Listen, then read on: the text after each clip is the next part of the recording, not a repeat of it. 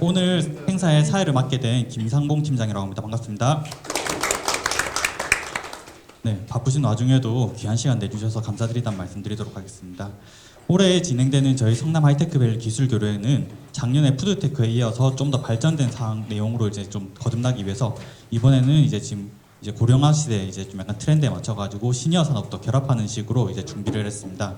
그래서 관련돼서 이제 뭐 이미 그런 현직에서 일하시고 계시거나 아니면 사업체를 운영하시거나 아니면 관련된 부분에 이제 관심 있으셔서 오신 분들이 많으실 텐데 이게 지금 이제 저희가 그냥 계속 비슷한 내용으로만 진행되면은 좀 지루하실 수 있으니까 처음 시작에는 저희가 관련된 사업에 대한 이해들, 그 다음에 트렌드, 그 다음에 이제 뭐 사업 전략이랑 비즈니스 모델 개발, 그리고 이제 투자까지 연계되는 식으로 저희가 지금 내용을 구성했습니다.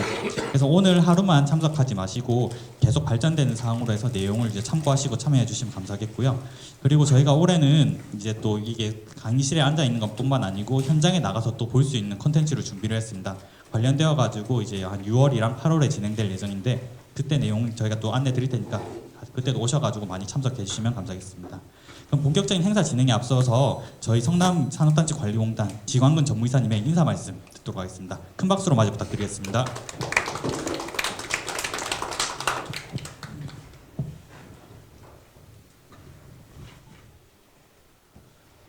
네, 반갑습니다. 인사드리겠습니다. 짧게 말씀드리겠습니다. 안 적어오면은 길어지더라고요. 그래서 적어왔습니다. 2026년도에 이제 하이테크밸리 기술기류회가 이제 오늘부로 시작이 됩니다. 참석을 이렇게 해주신 분께 깊은 감사의 말씀을 드리겠습니다. 특히 이제 이번 기술기류회는 2025년도에 이어서 참여하신 기업들을 작년에 이어서 지속적으로 참여하시는 분들은 좀 심화된 내용들이 기대가 될 테고 또 올해 처음 참여를 하는 기업들은 어떤 기대를 했다가 또 내가 다 알고 있는 건데 뭐 이렇게 또 해서 일종의 조금 실망할 수도 있고 뭐 이런 생각을 가질 수 있을 겁니다. 그런데 이 자리에 오신 분들은 제주 공정 과정을 매일매일 관찰하고 보시는 분들, 그다음에 이제 연구 개발을 하시는 부설 연구소에서 또 종사하시는 분들, 그리고 이제 유통 쪽에 집중해서 판매 채널들을 갖고 계셔서 또 우리 기업들의 제조 제품들을 이제 유통하고자 하는 어떤 기대감, 이렇게 다양하게 아마 참석을 하실 걸로 알고 있습니다.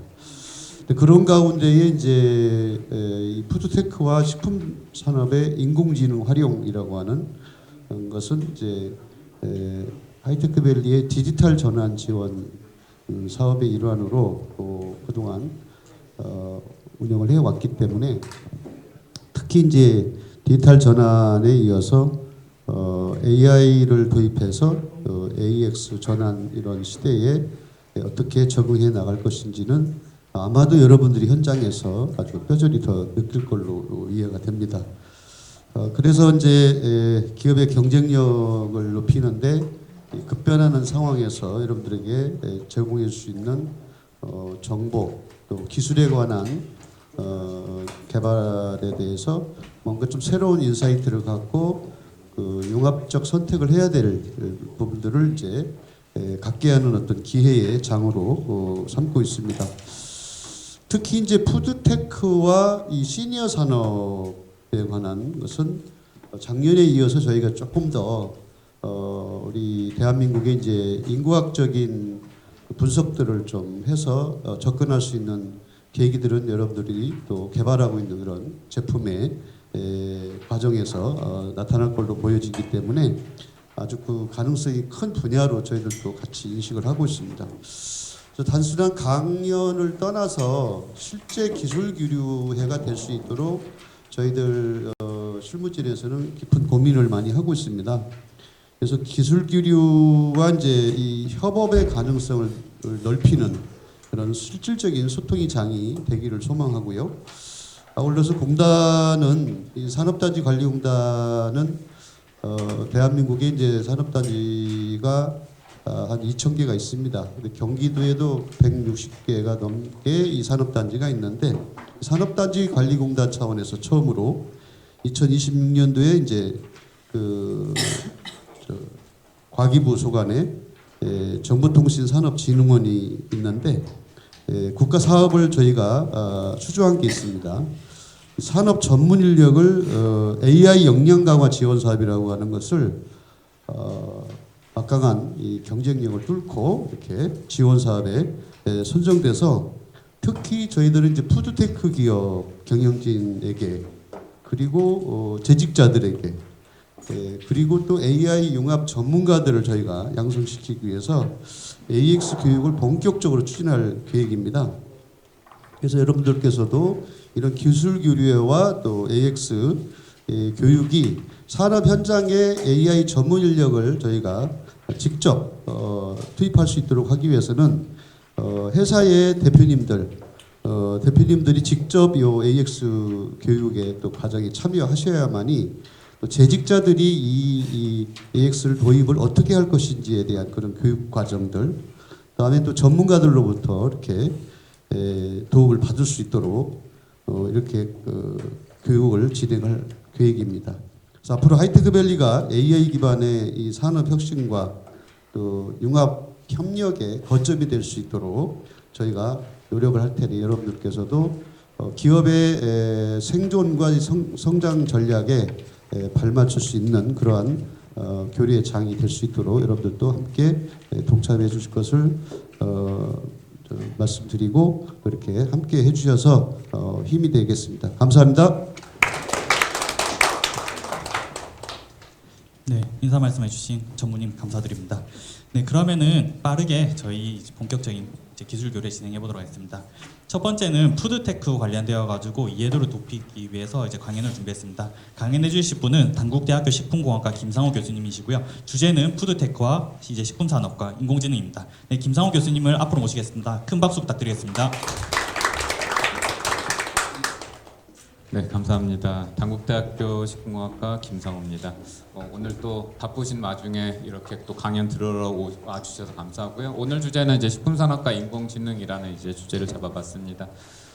제가 이제 전자회사 다니면서 이제 만들었건데 이제 이상하죠. 이제 식품공학을 한 사람이 왜 전자회사를 갔을까? 왜 그러냐면 제가 이제 공정 자동화 쪽 전공이기 때문에 큰 저장고를 이제 만드는 프로젝트를 하다가 여기서 조그만 저장고 만드는 걸 좀 하라 그래서 조그만 저장고를 만들어 간 개념입니다. 그래서 어쨌든 가전이라는 게 또 식품하고 연관된 분이 많이 있습니다. 이렇게 이제 식품을 저장한 냉장고도 있지만 요리를 하는 쿡탑이라든가 또는 이제 밥솥 기타 등등 많이 있기 때문에 관련돼서 이제 가서 이제 연구를 진행했습니다.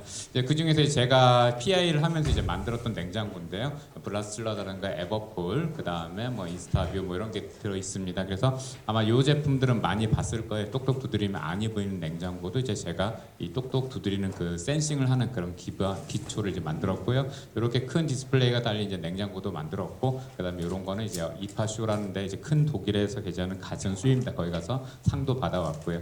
그래서 제가 종합적으로 16년간 회사에서 뭘 했을까 했더니 이제 이런 일들을 했더라고요. 그래서 식품공학자이기 때문에 이제 식품 관련돼서 최적 저장할 수 있는 알고리즘 AI 기반으로 이제 만들기도 했고요. 아니면 이제 클라우드에 데이터를 모으다 보니까 이 클라우드와 그 소형 단말기 안의 통신을 통해서 원격으로 모니터링하거나 이제 제어하는 그런 시스템도 만들었고, 그 다음에 이제 열심히 이제 저는 이제 보통 주로의 업무가 이제 코딩 쪽이었습니다. 그래서 소프트웨어 아키텍트로서 이제 11년간 또 활동하게 되었습니다. 제가 이제 회사 다니면서 약 150개의 국내 해외 특허를 출원 등록을 했더라고요. 보니까. 그리고 이제 열심히 일을 하다 보니까 이렇게 회사에서 또 인터뷰를 시켜줬습니다. 그래서 헤럴드 경제 2016년도에 한번 인터뷰를 했고요. 제가 이제 너무 일하기 싫어가지고 이제 냉장고가 좀 사라졌으면 좋겠다라고 이제 인터뷰를 했는데 실제 점점 냉장고의 역할이 많이 줄어드는 것 같아요. 이제 AI 시대와 뭐 디지털 DX 시대에 오면서 많이 사라지고 있습니다. 일단 냉장고는 과거에 어떻게 보면은 풍요의 상징이었습니다. 그 주말 동안에 열심히 이마트에 가서 장을 본 다음에 그거를 이제 일주일, 이주일 먹으면서 이제 그게 떨어질 때까지 이제 가지고 있는 그 풍요로움이었는데 지금은 이마트 이런 데 가지 않습니다. 왜 먹고 싶으면은 바로 배달의 민족을 통해서 구매를 하기도 하고요. 내일 필요한 물건이 있으면 로켓 배송을 통해서 그냥 바로 받습니다. 그래서 냉장고의 역할은 그냥 시원하게 먹는 정도의 역할로 끝나지 않을까. 앞으로는 이제 점점 그 역할이 축소되는 이제 그런 분위기인 것 같습니다. 그리고 이제 요거는 이런 개념이 나오기 전에 이제 GS25에서 한 건데 이것도 상당히 좋았던 개념인데 많이 쓰이진 않더라고요. 그래서 저희가 GS25 가면 1+1이나 2+1을 사게 되면 이걸 2개 들고 다니기도 싫고 3개 들고 다니기 싫은데 하나만 먹고 싶은데 또 하나만 사면 되게 억울한 느낌이고 이제 그럴 때 여기 이제 앱에다가 그 추가 품목을 산 거 플러스 알파를 더 넣어놓고 필요에 의해서 다른 GS25 가서 또는 내일 꺼내 먹을 수 있는 어떻게 보면 디지털 냉장고의 개념을 또 가지고 있더라고요. 그래서 상당히 훌륭한 제품들이 점점 디지털화 시대, 디지털 시대에 이제 오고 있다라고 얘기할 수 있습니다. 자, 그래서 이제 바로 결론부터 하시면 이제 결론이 빨리 나오면 이제 좋으니까 왜 내가 이 디지털과 이제 디지털로 가야 되는 이유가 바로 인공지능입니다. 왜 데이터가 있어야지 인공지능을 할 수 있기 때문에 그래서 이 인공지능에 대한 결론을 먼저 말씀드리고 가려고 합니다. 그래서 저는 인공지능을 계속 공부하고 연구하다 보니까 딱 하나의 단어로 생각이 들더라고요. 바로 활용점정이라는 자료. 그래서 아마 제가 교재 내용하고 좀 다르게 진행될 수도 있습니다. 교재 이게 300장 가까이 되는 분량이다 보니까 제가 교재에서 이제 많이 빼고 그냥 이렇게 제공을 한 거예요. 프린트할 수가 없으니까. 자, 그래서 활용점정이라고 저는 정의하고 싶습니다. 그래서 화가가 이 얘기가 이거죠. 화가가 열심히 그림을 그린 다음에 눈을 그리지 않았어요. 마지막에 눈을 딱 찍었더니 얘가 용이 돼서 승천을 하더라. 이제 그만큼 현실적으로 잘 그리는 그림을 이제 얘기하는 건데 이 활용점정이 바로 인공지능이 아닐까 생각합니다. 그래서 요거 이제 게임의 하나인데 아마 제 나이 또래가 많이 없으신 것 같아가지고 뭐 있으신 것 같기도 해요. 스타크래프트라는 게임인데 이 스타크래프트 게임을 하기 위해서 우리가 바둑을 두거나 장기를 둔 거랑 동일합니다. 그래서 앞단에 쭉 밑에 말판을 깔고 이제 공격하고 하기 전까지 열심히 내가 빌드업을 해서 어떤 포진을 잡을 때까지 무조건 시간이 듭니다. 그러니까 바로 공격을 때릴 수가 없는 거예요. 그러면 내가 항상 바둑을 두거나 장기를 두거나 이런 게임 할 때마다 그 빌드업이라는 과정을 5분 10분을 해야 되는데 그게 너무 귀찮죠. 그러면 제가 아들이 있으니까 아들한테 그 빌드업만 시키고 그 다 끝나면 제가 가서 제가 게임을 하면 참 재밌을 것 같다라는 생각이 들더라고요. 인공지능이 지금 그런 역할을 하고 있습니다. 그래서 예전에 작년 재작년까지만 해도 다들 AI 그 코딩 배운다고 소프트웨어 학과 많이 진학하고 컴퓨터 학과 진학하고 지금 이제 인공지능 학과로 이제 많이 진학을 하고 있는데 이 인공지능이 이제 그러한 걸 다 없애버렸어요. 왜? 얘네들이 코딩을 너무 잘합니다. 그래서 실제 소프트웨어 회사에서도 이미 있는 인력, 초급 개발자들을 없애버립니다. 그리고 새로 신규 인력을 뽑을 필요가 없어요. 왜? 초급 개발자들 10명이 하는 일이 한 달간 그 프레임워크를 짜는 건데 그 프레임워크를 다 짜고 나면 한 20%에 10%의 일이 납니다. 거기에 이제 중급 개발자나 고급 개발자가 가서 그 나머지 활용 점정의 역할을 하게 되는데 이미 요즘에 나오는 이제 인공지능 LLM이라고 하는 챗GPT라든가 제미나이든가 코딩을 시키면은 80%, 90% 또는 95% 수준까지 코딩을 다 해버려요. 그러니까 실제 10명을 데리고 내가 돈을 지급하면서 이 아이들 초급 개발자를 가르칠 필요가 없는 거예요. 그냥 인공지능에 월 2만 원 내면은 이 정도까지는 해주기 때문에 그리고 시간도 단축됩니다. 10분이면 코더를 다 내버려요. 두 주 걸리고 한 달 걸리던 일이 금방 끝난다는 얘기예요. 그래서 이제 중국 개발자, 고급 개발자 그래서 저한테 연봉을 더 주시고 그 다음에 요거 월 결제해 주시면은 초급 개발자 안 뽑아주셔도 된다 해가지고 이제 안 뽑습니다. 자, 마찬가지로 지금 인공지능 열심히 이제 공부하러 막 가요. 나중에 그 친구들이 졸업할 때 인공지능을 왜 사람이 개발해야 되는지 이제 모를 시대가 올 겁니다. 왜? 인공지능이 알아서 인공지능 개발할 거니까. 그래서 어떻게 보면 이제 업무에서 이 인공지능의 역할은 전문가를 대신할 수는 없어요. 100%. 왜? 뇌가 완전히 똑똑하다 그래도 사람이 알 수 있는 사고 상정을 못하고 있기 때문에 90%, 95%까지 인공지능이 업무에 효율을 줍니다. 그 나머지 5%의 역할은 이제 전문가가 이제 반드시 필요하다. 그래서 10명 데리고 일할 회사에 딱 한 명만 있어도 회사가 돌아가는데 전혀 문제가 없더라라는 얘기입니다. 뭐 오늘 강의 내용을 이제 이렇게 이제 아까 결론을 말씀드렸고 이제 이렇게 진행을 하도록 하겠습니다. 뭐 제가 이제 요거 작년 초에 이제 썼던 책이고요. 혹시 이제 필요하시면 사다가 좀 봐주시면 저한테 인세가 한 1,000원 정도 떨어지는 것 같더라고요. 그럼 제가 오늘 여기 왔다 갔다 하니 경비 좀 빠지지 않을까 생각합니다. 예, 뭐 이런 책이 있다 그냥 농담입니다. 그래서 내가 좀 눈이 찜찜하다 안 보인다. 자 이렇게 큰 글자책도 또 별도로 있으니 뭐 또 필요하시면 보시면 될 것 같고요. 어쨌든 산업 전반적인 트렌드를 좀 적어놓은 이제 책입니다. 자 그러면 이제 우리가 이제 식품 산업 여기 계신 분들이 다 이제 식품 산업 하시는 곳에서 왔다고 이제 저는 들었습니다. 그래서 이 식품 산업이 이제 앞으로 지속해야 됩니다. 그리고 지금도 상당히 힘들기도 해요. 식품 산업이라는 게 너무 진입 장벽이 낮기도 하고 그 다음에 사람들이 건강을 생각한다고 해서 좀 먹지도 않기도 하고 해가지고 하지만 우리가 어쨌든 돌파구는 마련해야 되지 않을까 이제 생각을 합니다. 자, 식품은 여러분들이 다 아시듯이 그냥 사람이 먹어서 소화시켜서 영양을 얻는 게 이제 식품인 거고요. 식품 산업이라는 거는 그걸 하기 위한 식품을 생산하고 가공, 제조, 조리, 포장, 보관, 수송을 하는 모든 업무를 우리가 식품 산업의 분으로 얘기를 하고 있습니다. 자, 근데 이제 계속 얘기를 해요. 푸드테크를 얘기하는데 그럼 푸드테크를 우리가 과거에 하지 않았나? 아닙니다. 푸드테크를 과거에서 계속 해왔습니다. 즉 우리가 지금 하고 있는 모든 일, 식품과 관련된 모든 일은 푸드테크가 맞습니다. 왜? 식품공학과가 원래 그 영어명으로 푸드 사이언스 앤 테크놀로지거든요. 이미 푸드테크가 있어요. 그러면 지금 말하는 푸드테크는 과연 무엇이냐라고 하면은 그 정의가 4차 산업혁명의 이제 기반 기술을 이 푸드테크 기존의 푸드테크에 접목하는 거를 지금 이제 말하는 푸드테크라고 이제 정의를 하고 있습니다.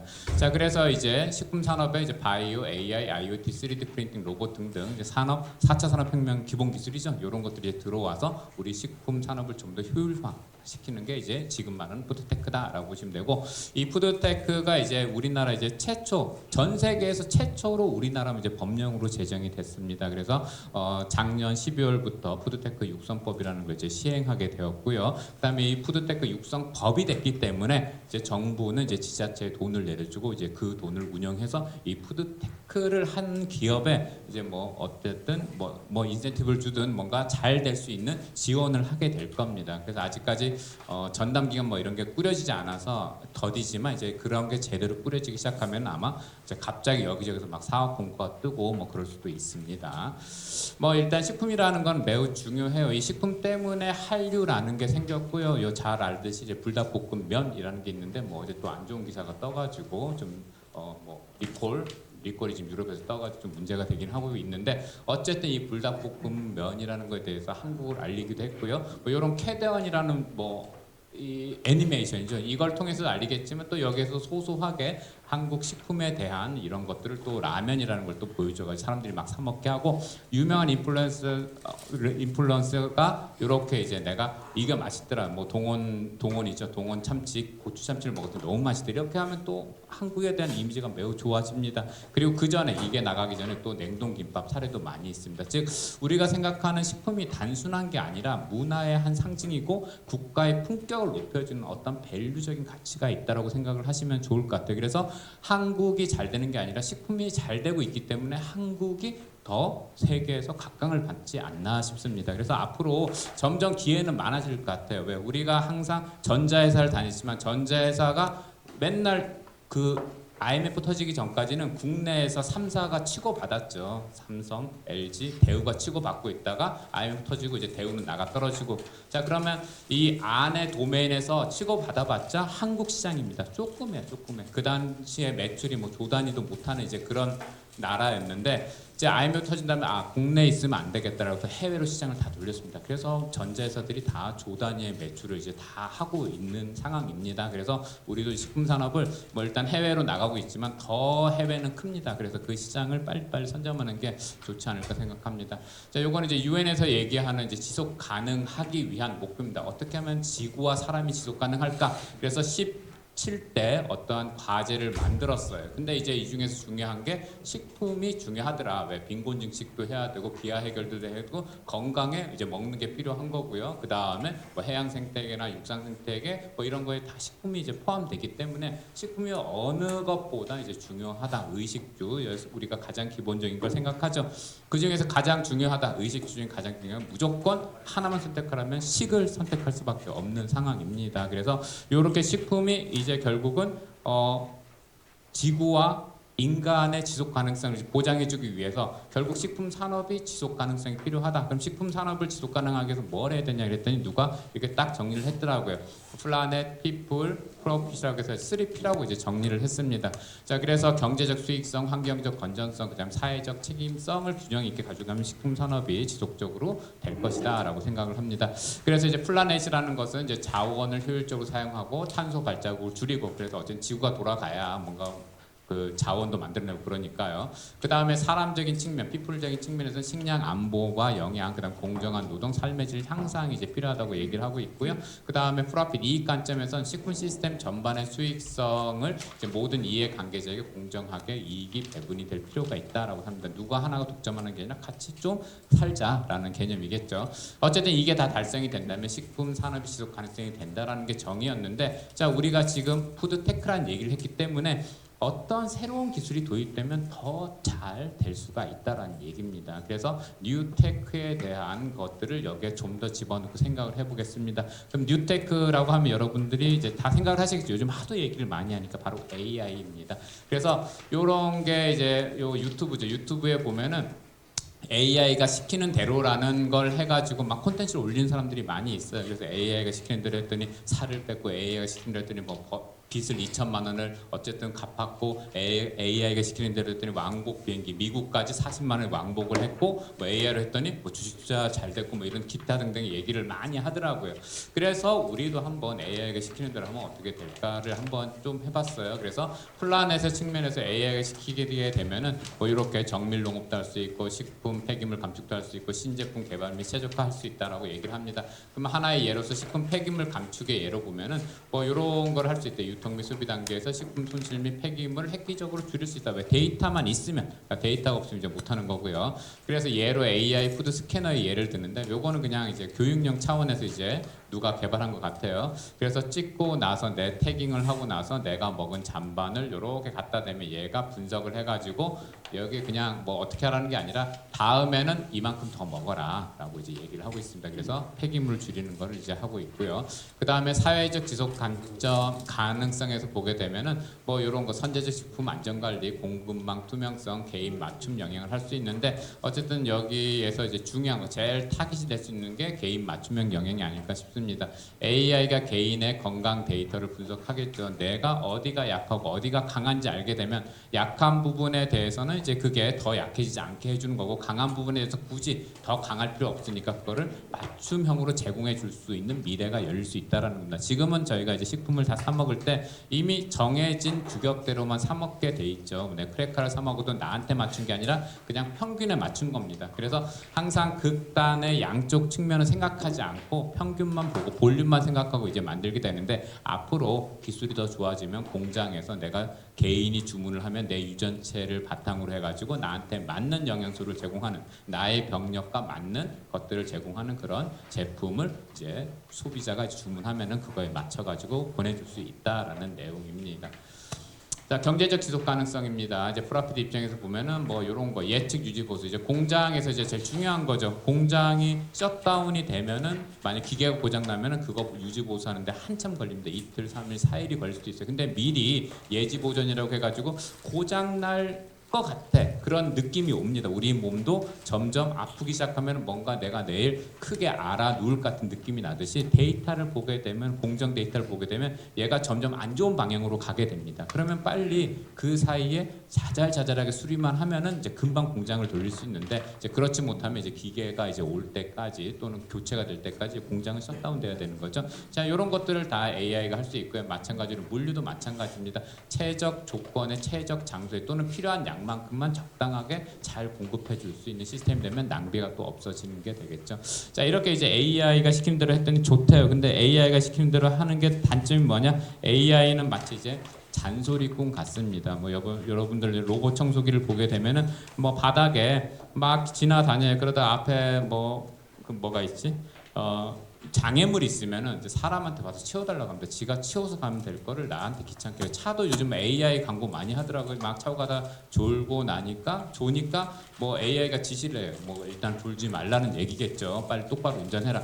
아니 그러면 네가 치우고 가고 네가 운전해서 가면 얼마나 편한 시스템입니까? 근데 아직까지는 AI가 시킨 대로 하지만 이제 미래는 어떻게 될 거냐. 그래서 이제 많이 얘기하는 게 피지컬 AI입니다. 이제 머리는 상당히 똑똑해진 것 같아요. 저 사실 이제 챗GPT 쓰면서 나보다 훨씬 나의 10명을 합친 것보다 훨씬 효율적으로 좋다라고 생각을 합니다. 근데 하지만 아직까지 대부분의 일은 내가 해야 되니까 이제 내가 힘든 거죠. 근데 앞으로 이제 로봇이 도입되면 여기다가 그 머리만 집어넣으면 얘네들은 아주 잘 일을 할 겁니다. 사람보다 더 낫게 일을 할 거고요.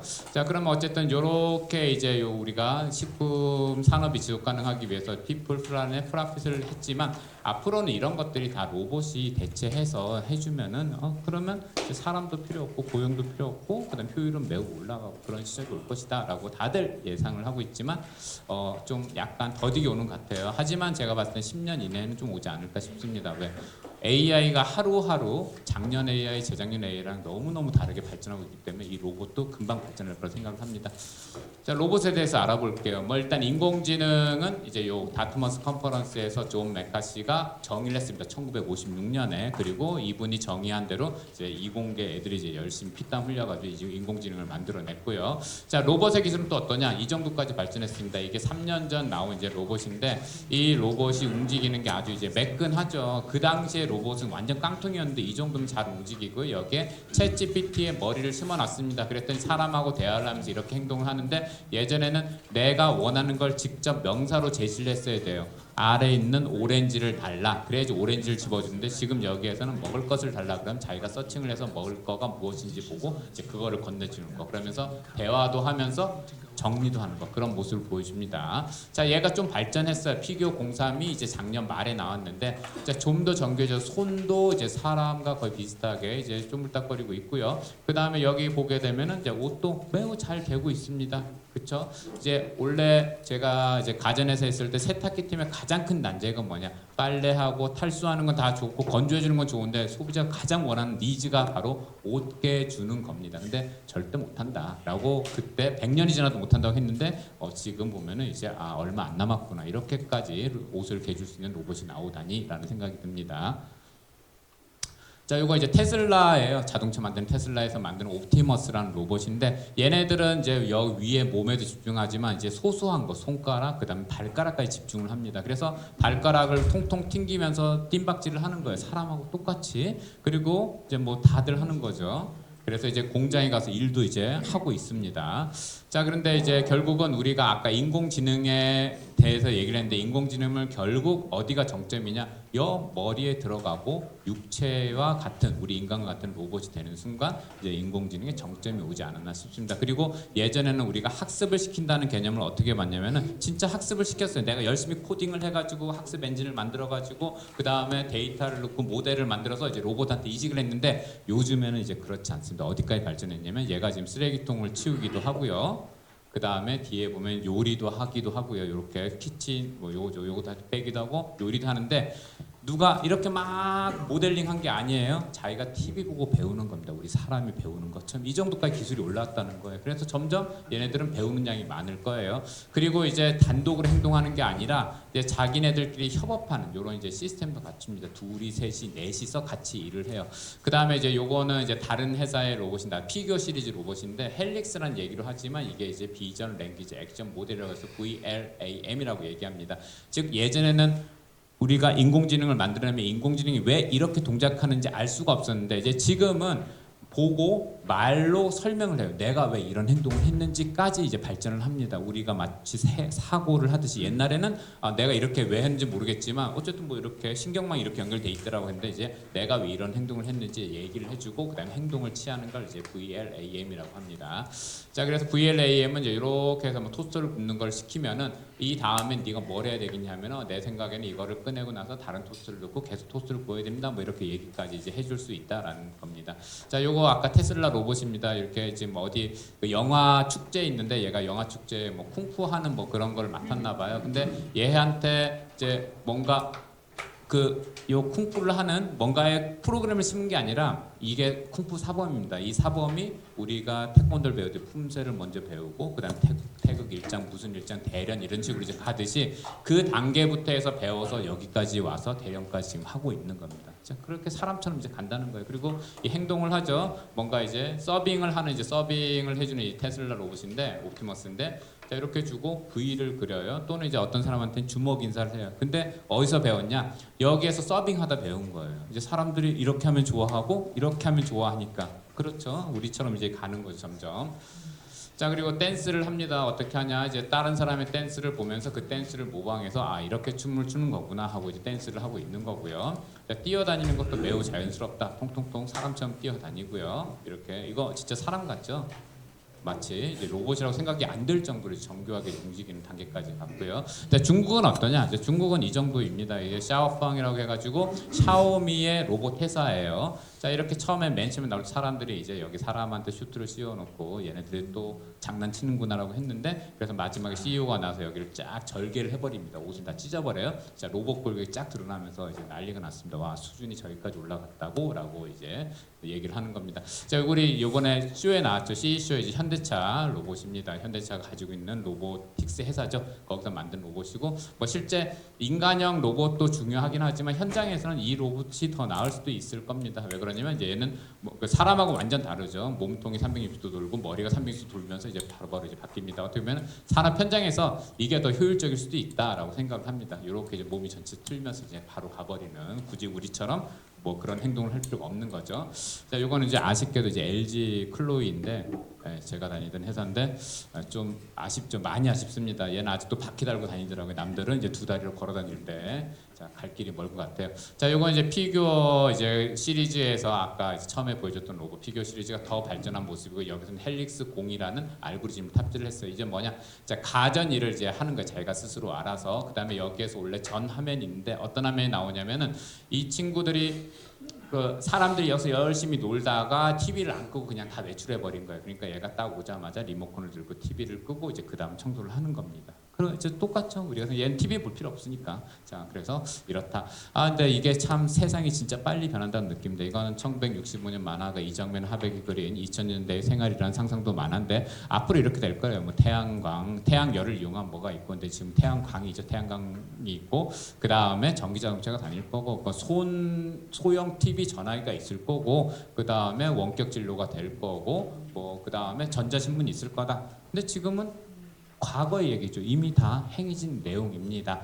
자, 제가 이제 1991년에 이동 사북이라는 곳 사는데 사북이 이렇게 생겼던 동네예요. 강원도 정선 사북. 근데 요거를 보면은 제가 열심히 이런 만화를 보지만 이런 세상이 올까 생각했는데 진짜 와버렸습니다. 그리고 앞으로 지금 우리가 꿈꾸는 미래는 또 10년, 20년 지나면 또 오지 않을까 생각을 합니다. 자, 이미 이제 미래가 현재로 왔죠. 그래서 우리 어렸을 때 막 고민했던 게 있어요. 한 알만 먹으면 참 배부른 알약이 나오면 좋을 텐데 만화에서도 많이 나왔고 근데 지금 알약은 아니지만 이렇게 위고비 한 번 빵 맞으면은 밥 조금 먹어도 배가 부르다고 하더라고요. 그래서 살이 빠지는 효과를 또 가지고 있는 어쨌든 과거 상상하던 뭐 비슷한 거죠. 자, 스카이넷 터미네이터라는 영화입니다. 자, 터미네이터라는 영화에서 막 총을 쏴서 이제 사람을 막 죽여버려요. 왜 죽이냐면은 이 터미네이터를 스카이넷이라는 게 만들었습니다. 왜 만들었냐?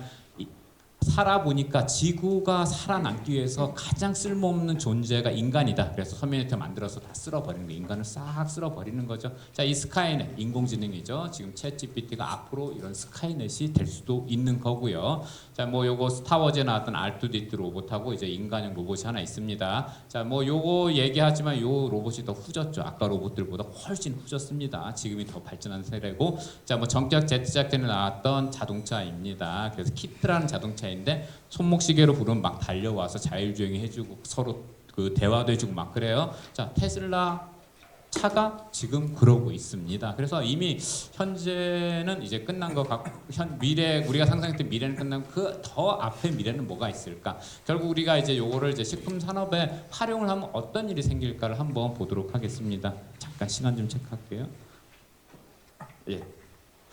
그래서 이제 식품 산업에 활용하면은 결국 이제 생산 최저가, 품질 관리, 그다음에 생산 예측, 맞춤형 제품 개발 등등 당당하게 다양하게 활용할 수가 있습니다. 근데 로봇만 들어오면 자 AI만 적용해도 제조업에서 비용 절감 20% 이상 상승한다. 20% 이상 된다고 합니다. 자 다양한 산업에서 AI 기술을 막 활용하려고 해요. 왜 그러냐면 효율, 에피션시, 그다음에 옵티마이제이션, 최적화 가능하기 때문에. 근데 이 효율과 최적화라는 건 딱 한 단어로 끝납니다. 돈입니다. 돈. 그냥 돈을 줄일 수 있다. 충분히 줄일 수 있다라는 내용입니다.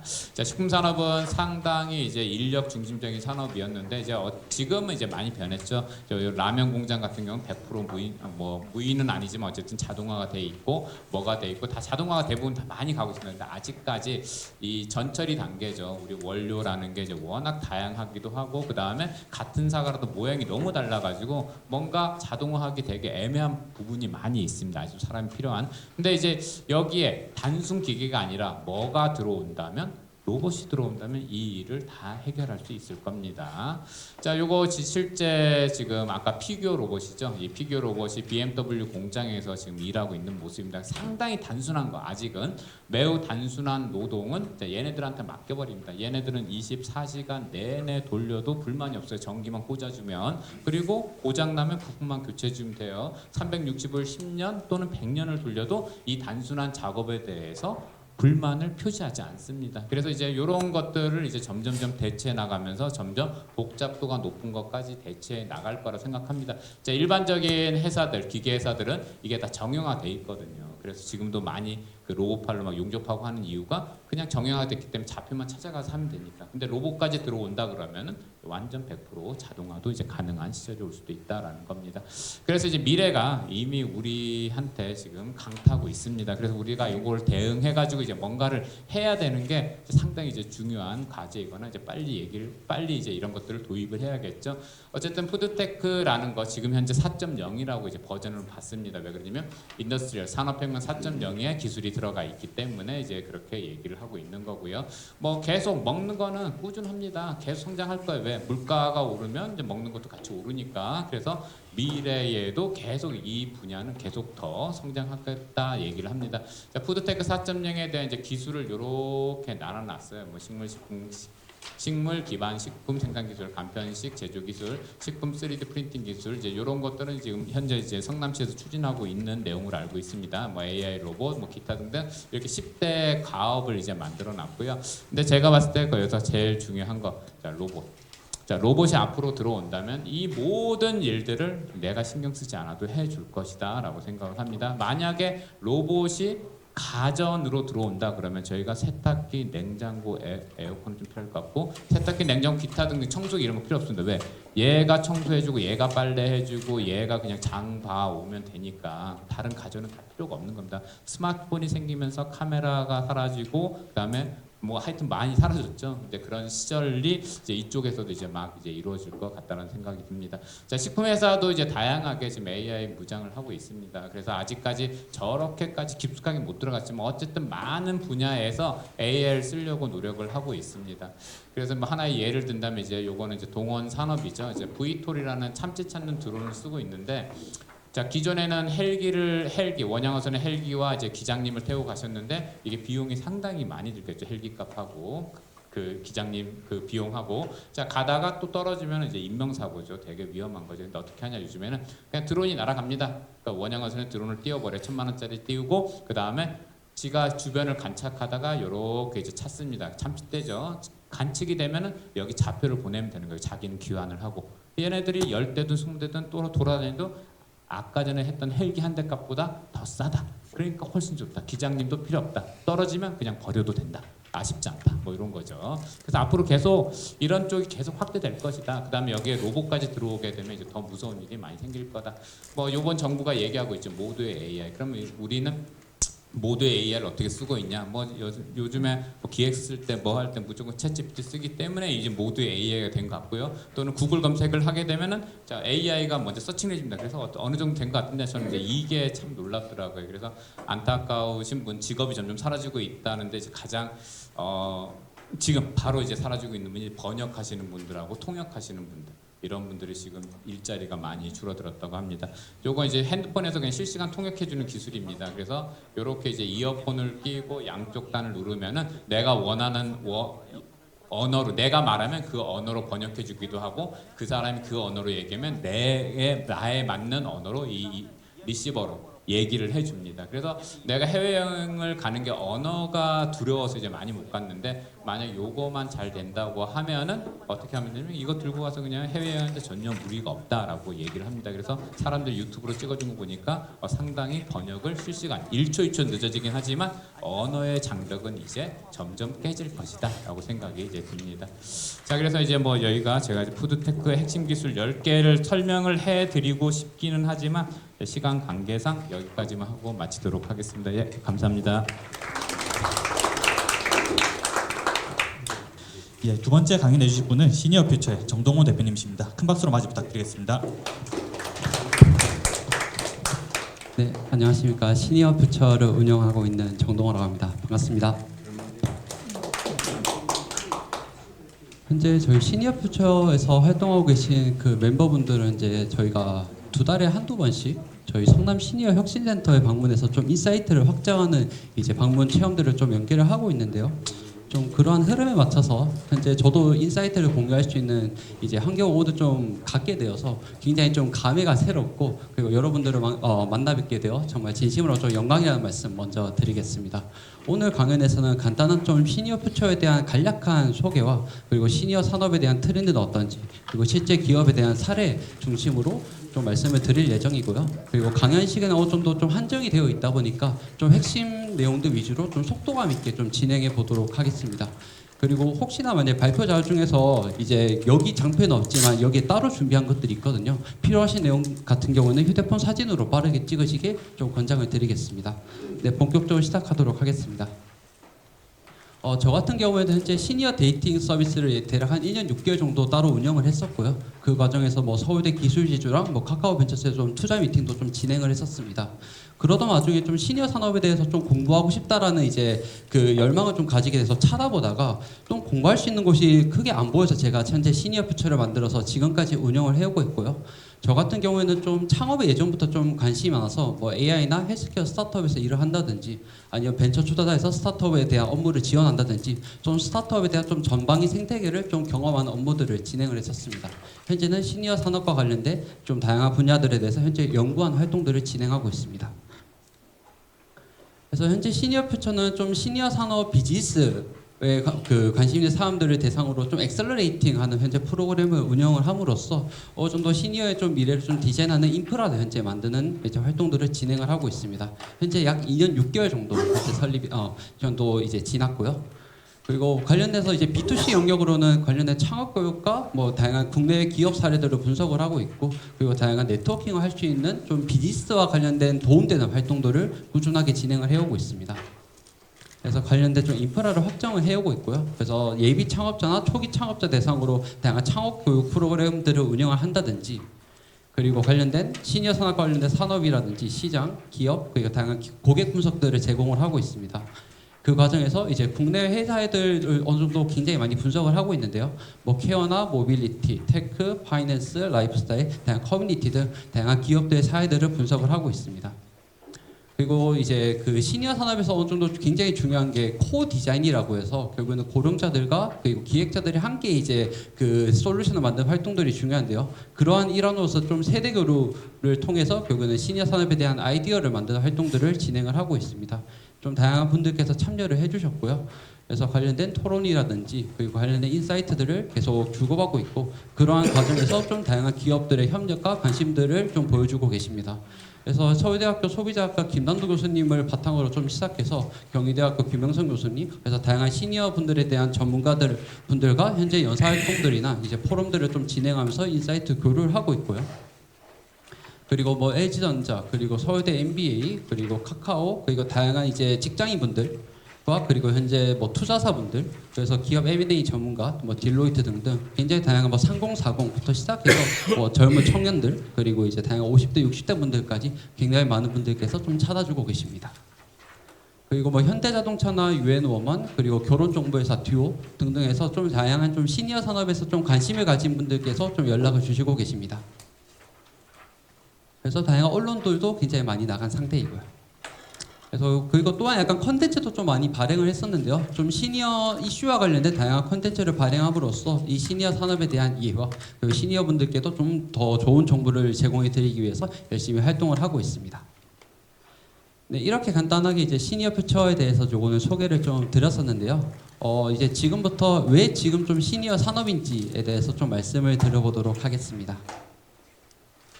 먼저 이제 시니어 산업에 대해서 먼저 좀 정의를 해보고 들어가고 싶은데요. 관련된 이제 다양한 좀 정의들이 있습니다. 그리고 뭐 실버 경제, 고령 친화 산업, 뭐 장수 경제, 그리고 에이지테크 등등이 있는데 저는 이제 시니어 산업을 결국은 AARP라는 세계 최고의 이제 시니어 커뮤니티에서 나온 장수 경제의 좀 정의에 따라서 현재 저는 시니어 산업을 좀 50세 이상을 대상으로 한 서비스와 산업 전체로 좀 크게 보고 이제 바라보고 있다는 점 먼저 좀 정의를 하고 들어가겠습니다. 그러면 이제 왜 지금 좀 시니어 산업인가라고 봤을 때 결국에는 인구 구조 변화에 따른 시니어 시장에 대한 성장입니다. 저희는 작년에 초고령 사회에 진입을 했고 2030년에 중연령이 50세가 되는 시대가 발생하게 됩니다. 결국 이 말의 뜻은 결국에는 전 국민 절반 이상이 50세 이상이 되는 시대가 이제 찾아올 예정이고 그러한 과정에서 현재 시니어 산업은 굉장히 큰 빠른 속도로 성장을 하고 있습니다. 그리고 이제 고객층의 증가와 소비력에 대한 부분인데요. 결국에는 생산 연령 가능 인구가 작년 소비액 증가율이 6%가 는 반면 65세 이상 기준으로 봤을 때 소비액 증가율이 12% 이상이 증가함에 따라서 굉장히 빠르게 소비력이 증가를 하고 있고요. 그리고 이제 생산 가능 인구에 대한 변화 측면에서 봤을 때 결국에는 가장 큰 인구 집단의 베이비 부머 세대가 1차 베이비 부머 세대는 현재 2030년 후기 고령층에 진입을 하게 됩니다. 그리고 2차 베이비 부머 세대는 이제 정기 고령자층으로 이제 본격적으로 2030년에 진입을 하게 되는데요. 그래서 저는 시니어 산업에 대한 부흥기는 2030년 이후로 굉장히 트렌드가 될 것으로 전망을 하고 있습니다. 그리고 현재 이제 이제 산업화 세대와 결국에는 베이비 부머 세대의 가장 큰 차이점이 뭔가라고 했을 때 결국에는 교육 수준에 대한 차이점이거든요. 그래서 이 교육 수준의 차이점이 발생함에 따라서 현재 이제 그 베이비 부머 세대는 더욱 더 부유하고 자기 주도적이면 자산이 굉장히 많다는 좀 특징들을 가지고 있습니다. 그리고 현재 시니어 시장 자체는 크게 두 축으로 나눌 수가 있는데요. 케어 시장과 현재 액티브 시장으로 크게 나뉠 수가 있습니다. 그 과정에서 앞으로 2030년대 이후에는 액티브 시장에 대한 다양한 서비스와 제품들이 나올 것으로 예측이 되고 있습니다. 그리고 좀 시니어 산업의 결국에는 좀 핵심적인 이유는 결국에는 저출산 초고령화 사회라는 점 때문인데요. 현재 결국에는 20대 대한민국의 좀 혼인율을 봤을 때 남자 같은 경우는 20대 혼인율이 현재 5%가 안 됩니다. 여성 같은 경우에는 이제 약 10% 미만인데요. 이러한 흐름 자체가 급격하게 바뀌지는 않을 것으로 좀 파악이 되고 있습니다. 그래서 이러한 좀 저출산의 흐름에 따라서 저 시니어 산업은 굉장히 또 각광을 받고 있는 상태라고 말씀드릴 수 있고요. 그래서 이러한 흐름에 따라서 결국에는 정부와 기업들이 시니어 산업에 주목을 하고 있습니다. 결국에는 에이지테크를 작년에 이제 국가 전략 산업으로 이제 결국에는 개편하기 위한 노력들을 현재 진행을 하고 있고요. 그래서 뭐 실버 경제 육성 전략이라든지 그리고 시니어 레지던스에 대한 활성화 방안 등 다양한 시니어 산업에 대한 정책들이 이어져 오고 있습니다. 그리고 현재 대기업들 같은 경우는 이제 생명보험사 같은 경우에도 거의 다 요양산업에 좀 들어온 상황인데요. 그래서 이러한 흐름에 맞춰서 다양한 이제 기업들이 시니어 산업에 관심을 갖고 본격적으로 진입하기 위한 초기 시장이라고 말씀을 드릴 수 있을 것 같습니다. 그래서 약간 흐름을 보자면은 뭐 시니어 산업 자체가 옛날에는 굉장히 좀 복지 중심으로 좀 이루어졌지만 현재 이제 산업화에 대한 어느 정도 이제 변환기에 있다라고도 현재 평가가 나오고 있는 상황입니다. 그리고 특히 약간 여기 플레이어 구조들을 본다면은 현재 시니어 산업에서 이제 그 비즈니스적으로 봤을 때 현재 압도적인 1위가 없는 상황입니다. 그래서 결국에는 이제 출발선이 굉장히 좀 비슷한 상황인데요. 그래서 현재 시니어 스타트업 비즈니스 창업자들에 대한 어느 정도 이제 평균 대표적인 나이를 본다면은 현재 거의 다 30대입니다. 많으면 거의 40대 인 상황인데요. 이거를 봤을 때 어느 정도 이제 그 청년들이 이 시니어 산업에 대한 문제를 좀 더 객관적으로 바라봄으로써 오히려 시장을 이끌어가고 있는 상황인데요. 오히려 시니어 산업 자체가 시니어가 아니더라도 더 문제를 객관적으로 바라봄으로써 오히려 청년들한테도 더 큰 기회가 있겠다라고도 현재 판단을 하고 있습니다. 또 이제 시니어 산업에 대한 어느 정도 트렌드와 약간 좀 기회 관점에서도 좀 말씀을 드리려고 하는데요. 요거 간단한 이제 질문 하나 준비해봤는데, 이거는 일본 사례들 굉장히 많이 보고 계시잖아요. 그 일본 사례 중요하다라고 말을 하고, 그러면은 결국에는 이제 고령화 사회에서 좀 초고령화 사회가 얼마 만에 되었는지도 좀 중요하게 볼 필요가 있는데요. 일단 정답부터 말씀드리면, 그 일본은 34년 걸렸고 그 한국은 24년 정도가 걸렸습니다. 근데 이것을 좀 더 일본어 더 자세히 살펴봐야 되는 이유로서 좀 더 말씀드리면, 현재 일본은 초고령 사회가 현재 2004년에 현재 진입을 했습니다. 한국은 이제 작년에 진입을 했고요.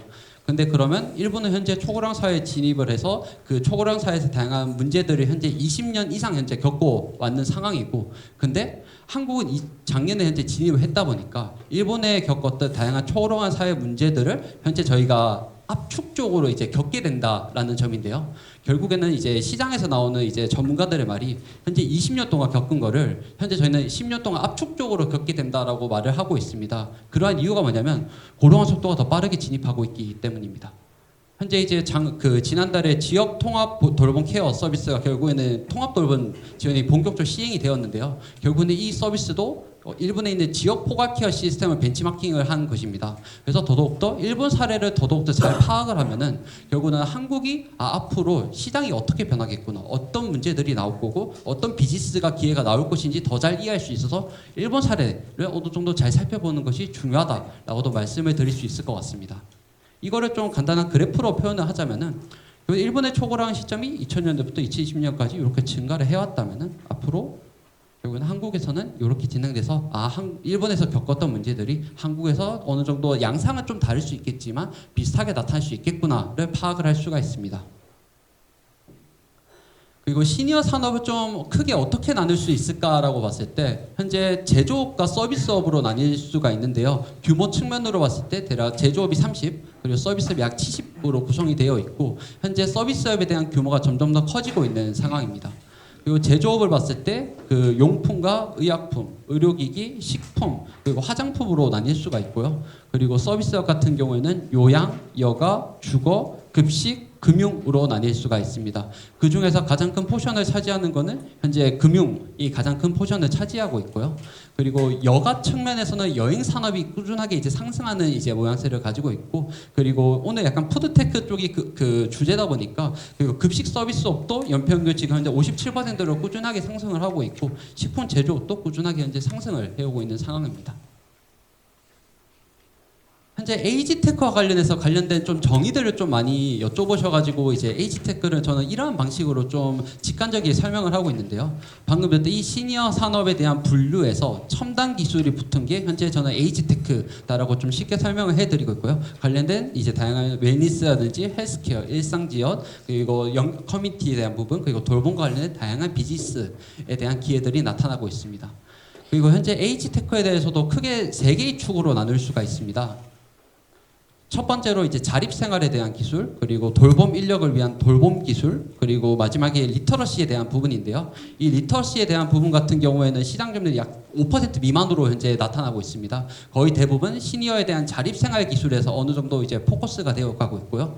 그래서 시니어 자립생활에서는 뭐 스마트홈이나 정서 지원 서비스, 운동재활, 모빌리티, 헬스케어, 영양, 여가, 금융 등의 다양한 세부 분야들이 나타나고 있습니다. 그럼 앞으로 이제 에이지테크는 좀 어떠한 방향으로 흘러가고 있는지 말씀을 드리자면요. 일단 서비스에 대한 확대에서 결국에는 현재는 좀 제한적인 건강 및 방문 및 돌봄 서비스가 이루어지고 있다면 앞으로는 좀 부유한 베이비붐 세대의 대상으로 서비스에 대한 성장이 현재 요구가 되고 있습니다. 그리고 돌봄 분야에서는 결국에는 AI가 좀 발달함에 따라서 좀 개별화된 좀 케어 서비스가 제공될 것으로 앞으로 나타나고 있습니다. 그래서 이것들을 좀 더 이제 깊게 들여다본다면은 결국에는 AI 기반의 맞춤형 케어에서 AI가 좀 활력상 징후를 좀 실시간 분석하고 조기 경보를 제공해 준다거나 개인별 건강 상태 및 선호도 기반의 맞춤형 루틴 영양 투약 계획들을 제공하려는 방식으로 앞으로 트렌드가 되어 나갈 예정이고, 그래서 디지털 헬스케어, 원격 진료, 스마트홈, 그리고 XR, 그리고 금융에 대한 핀테크에 대한 부분들, 로봇 공학, 수명 정신 건강 및 그리고 다양한 모두를 위한 접근성과 유니버셜 디자인들이 좀 에이지테크의 전 트렌드로 나타날 예정입니다. 그리고 글로벌에 대해서도 좀 말씀을 드리면, 현재 2020년 기준으로 현재 고령 50세 이상의 소비력이 현재 50% 이상이 현재 되고 있는 시점이고요. 그래서 고령층이 굉장히 소비력이 좋아지고 있다라는 점이고, 그리고 시장 규모로 봤을 때 현재 한국의 시장 규모는 시니어 산업의 규모는 어떻게 될까요? 대략 현재 100조 정도 됩니다. 그러면은 일본은 몇 조 정도 될까요? 정확히 한국의 10배입니다. 1000조 시장이고요. 그리고 중국 같은 경우에는 대략 3,500조, 그리고 미국은 대략 5,000조 이상의 시장인데요. 그래서 현재 중국이나 미국을 봤을 때, 특히 중국이 2030년에 시니어 산업이 굉장히 현재 빠르게 상승하는 것으로 알 수가 있습니다. 미국에 대해서 결국에는 일위 한번 살펴본다면은, 결국에는 베이비부머 세대가 이제 고령층에 진입을 했고, 그리고 X세대보다 자산과 연금 소득이 많아서 은퇴 후에도 높은 소비력을 보이고 있는 특징들이 있고요. 그리고 의학 및 헬스케어 산업의 주요 수요층으로 산업을 이끄는 좀 핵심 동력으로 부상을 하고 있습니다. 그리고 중국 쪽도 살펴본다면은, 중국 같은 경우는 26년 1월에 그 시니어 산업 자체를 복지에서 주력 산업으로 현재 전환을 했습니다. 이 정책 타임라인 흐름을 본다면은 현재 2020년에 1월 달에 그 고령 제품 산업 발전을 위한 촉진 지침을 발표를 했습니다. 현재 근데 중국은 공산당 이주잖아요. 그래서 공산당이 말하면은 지켜야 됩니다, 기업들은. 그래서 어떤 일이 벌어졌냐면, 엄청 유명한 위챗이라든가 도윈이라든가 이런 서비스들이 그 국가에서 너네들 전부 다 고령 친화 제품으로 서비스 UI 다 바꿔라고 해서 다 바꿨습니다. 그래서 굉장히 고령 친화적인 UI UX가 잘 되어 있고요. 그리고 24년에 그 실버 경제 발전에 대한 의견을 내서 4개 분야에서 24개의 과제 방향이 제시됐고, 이거를 좀 더 현재 고도화시킨 게 8개 부처에서 14개 세부 조치에서 시니어 산업에 대한 산업화나 시장에 대한 실행 전략을 현재 발표를 했습니다. 그리고 현재 그 이재명 대통령이 그 에펙 한중 정상회담 계기로 실버 경제에 대한 협력 MOU를 체결을 했습니다. 그래서 앞으로 중국 산업에 대한 그 양로 신압에 대한 진출 기회가 좀 확대될 것으로 보이고 있습니다. 그래서 만약에 큰 나무를 본다면은, 이거는 맥킨지에서 발표한 자료인데요. 결국에는 시니어 산업에 어떤 좀 실행 전략이 요구되냐라고 봤을 때, 지속 가능한 기술 도입에서 디지털 리터러시 교육을 활성화한다든지, 스마트홈에 대한 부분, 가상 연결 시스템 강화, 그리고 사회 참여 기회들을 확대하는 방안과 다양한 웰니스, 금융 포용성, 사회 참여, 과학 기술에 대한 투자, 헬스케어, 공공안전, 그리고 이제 대중교통의 접근성 향상 등에 대한 사회적 결정 요인에 대한 해결들에 대한 다양한 실행 전략 8가지를 현재 발표한 상황입니다.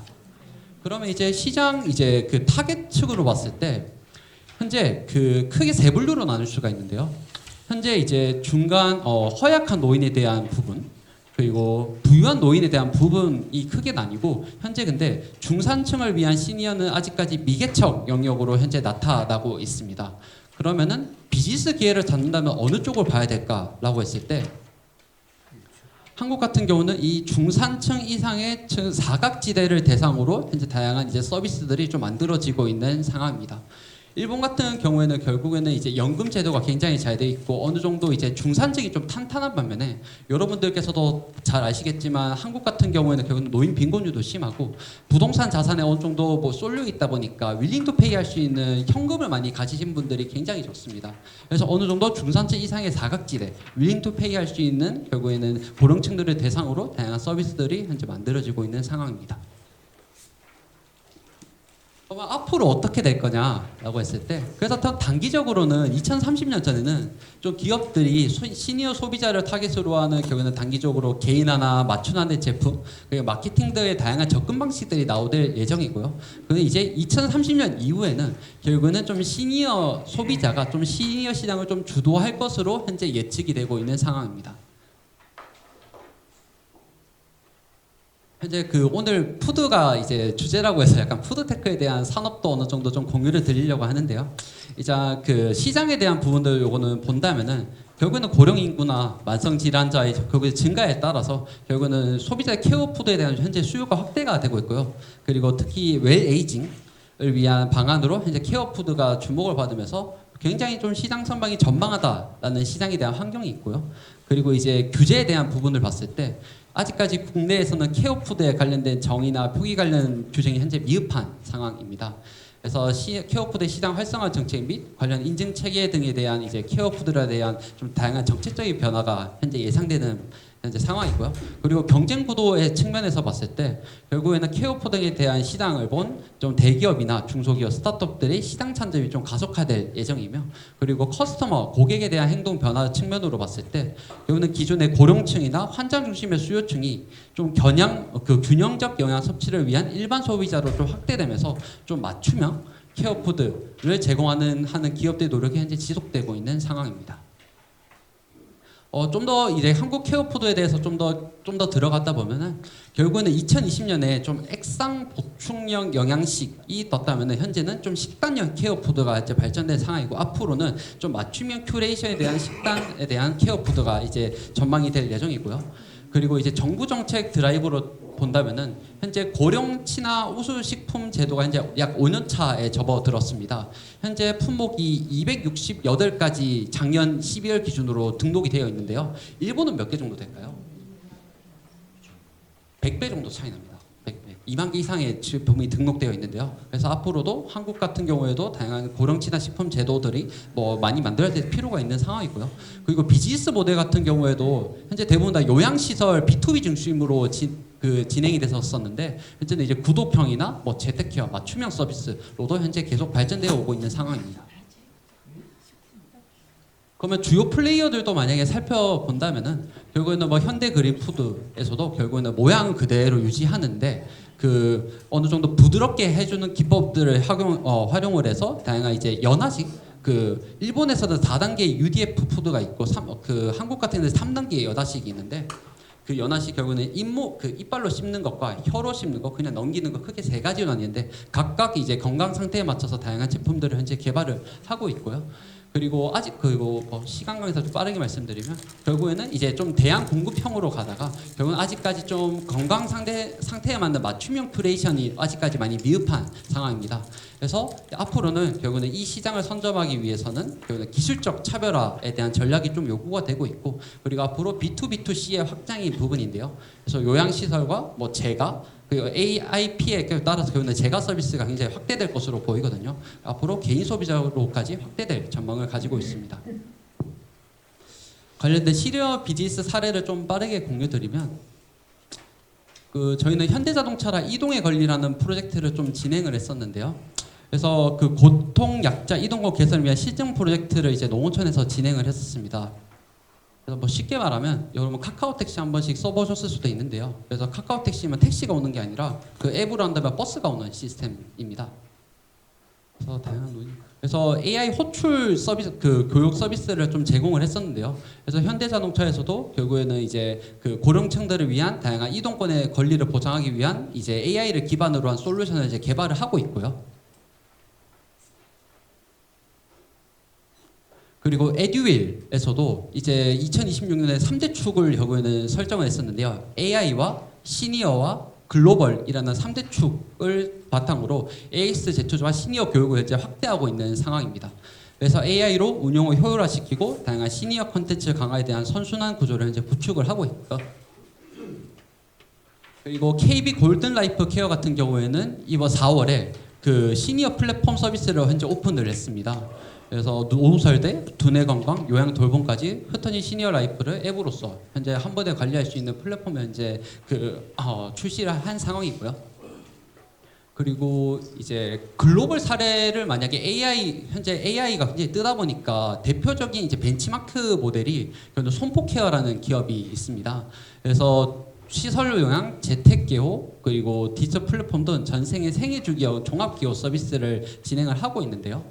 결국은 2015년부터 완전 자회사로 이제 변환을 하면서 본격적으로 시니어 시장에서 이제 활동을 하고 있고요. 시니어 케어 시설 운영 측에서는 현재 1인 기업입니다. 그래서 어떤 서비스를 하고 있냐 본다면 크게 5가지로 여기서 나눌 수가 있는데요. 결국은 시설 기반의 케어, 뭐 요양원이 요양본에서 그분들의 건강 상태에 맞는 아픈 사람부터 진짜 아픈 사람들까지 굉장히 다양한 수요들에 대해서 다양한 시설을 제공을 하고 있고요. 그리고 재택 케어, 뭐 방문 요양이라든지 방문 간호, 데이케어 서비스, 치매 그룹홈, 뭐 다양한 서비스를 해서 크게 두 축으로 H테크와 인재양성과 B2B 솔루션을 현재 제공을 하고 있습니다.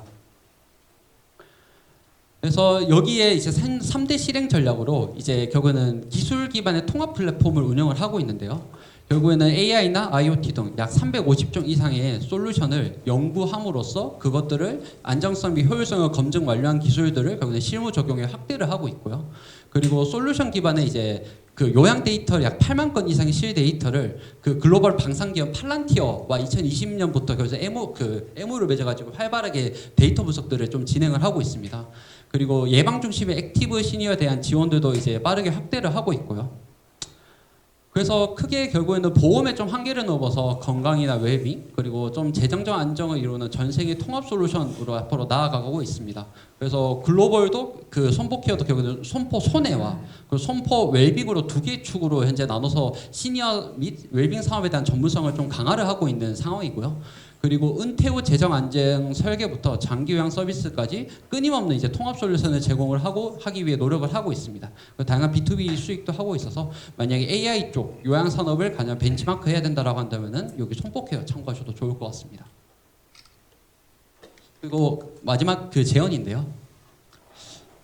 일단 제가 시니어 다양한 좀 산업분들과 전문가분들, 다양한 교수님들과 어느 정도 소통할 기회가 많아서 좀 이제 이야기를 많이 들을 기회가 많은데요.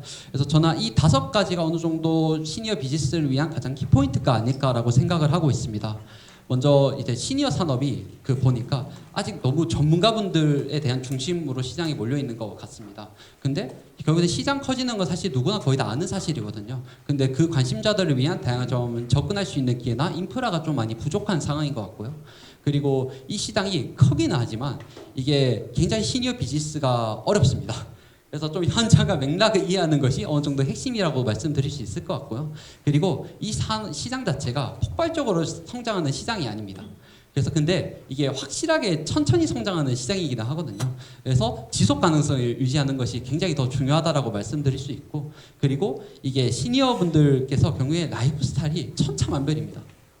그래서 굉장히 좀 더 마이크로한 세그먼트 전략이 필수적이고, 이 시니어 마케팅을 어떻게 해야 되느냐라고 했을 때 투비던 프레임워크가 있습니다. 그런 프레임워크도 한번 참고해 주면 좋다라고 약간 첨언 함께 드리고, 그리고 그 대부분 퀸잇이라는 이제 중장년 대상 패션 플랫폼이나 그 하루메쿠라는 잡지 서비스 일본에서 이러한 것들이 결국 시니어 솔루션을 어떻게 많으냐라고 했을 때 코 디자인 시스템을 현재 추진을 하고 있습니다. 그게 뭐냐라고 했을 때 처음부터 그냥 고령자분들이 같이 기획부터 솔루션까지 개발을 하고 있는데요. 현재 시니어를 대상으로 하는 서비스가 거의 다 안 됐습니다. 약간 거기에 대한 다양한 원인들이 있겠지만 시니어 라이프 스타일을 제대로 파악을 못한 거라고 이제 파악이 되고 있는데요. 그래서 더욱더 코어 디자인이 중요하고, 그리고 이게 시니어 산업 자체가 이게 휴먼 터치가 너무나 강한 영역입니다.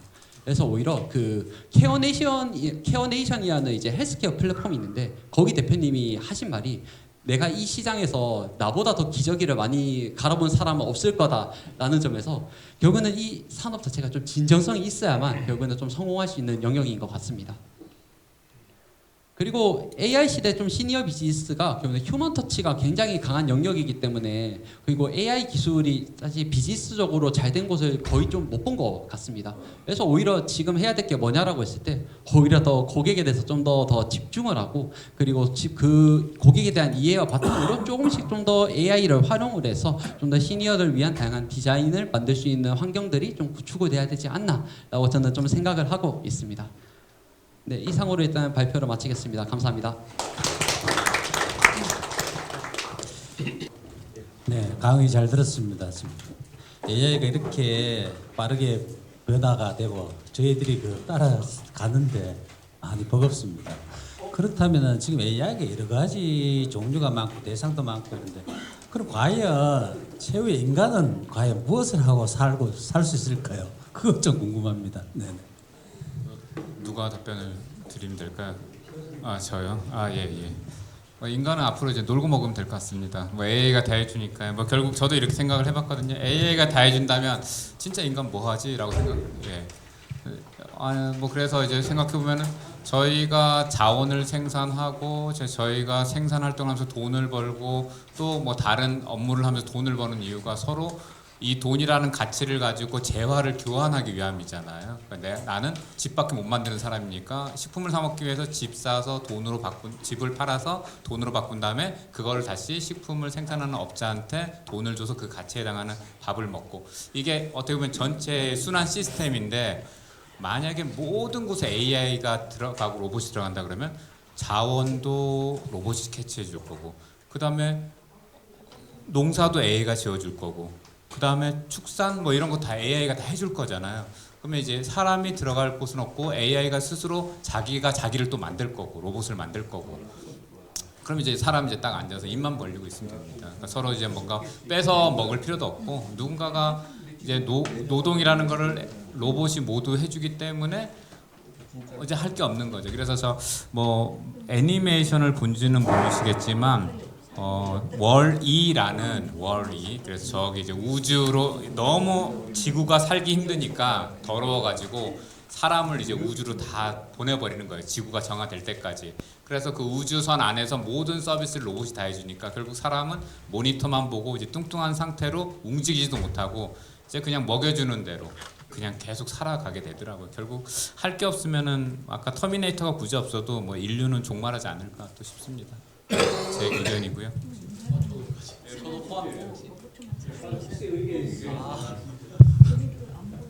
저는 일단 굉장히 어려운 질문이어서 곰곰이 생각을 하고 있었는데요. 일단 시니어 비즈니스 차원에서 이제 아는 대표님이 약간 좀 인용을 하자면 결국에는 이제 어르신들이 마지막에 굉장히 외롭잖아요. 그 뭐 요양병원이나 뭐 요양원 간다면은 어느 정도 정말 혼자서 좀 외롭게 결국에 돌아가는 경우가 굉장히 많더라고요.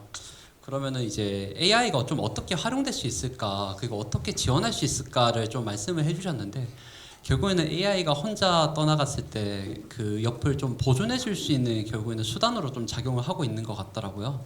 왜냐하면은 이제 요양보호사나 생활지원사 같은 경우에도 어르신분들이 그 오래 살아왔다 보니까 굉장히 하고 싶은 얘기가 많으시대요. 근데 그 요양보호사분들이나 생활지원사분들이 그거를 하나하나 다 듣고 있는 게 정말 너무나 힘들대요. 그래서 그거를 결국에는 AI는 그거 계속 둬도 상관이 크게 없잖아요. 그래서 오히려 거기서 정서적인 좀 케어 부분에 있어서 굉장히 좀 도움을 많이 받는다라고 해주시는데 그러면은 인간은 무엇인가라고 했을 때 결국에는 그 AI 로봇들의 정서 지원을 좀 도와줄 수 있는 어느 정도 서포트하는 역할 또는 아니면은 그분들이 결국은 기기가 채워줄 수 있는 오히려 더 딥한 감정적인 교류를 하는 역할로 좀 바뀌지 않을까라고 하는 게 저의 생각입니다. 네.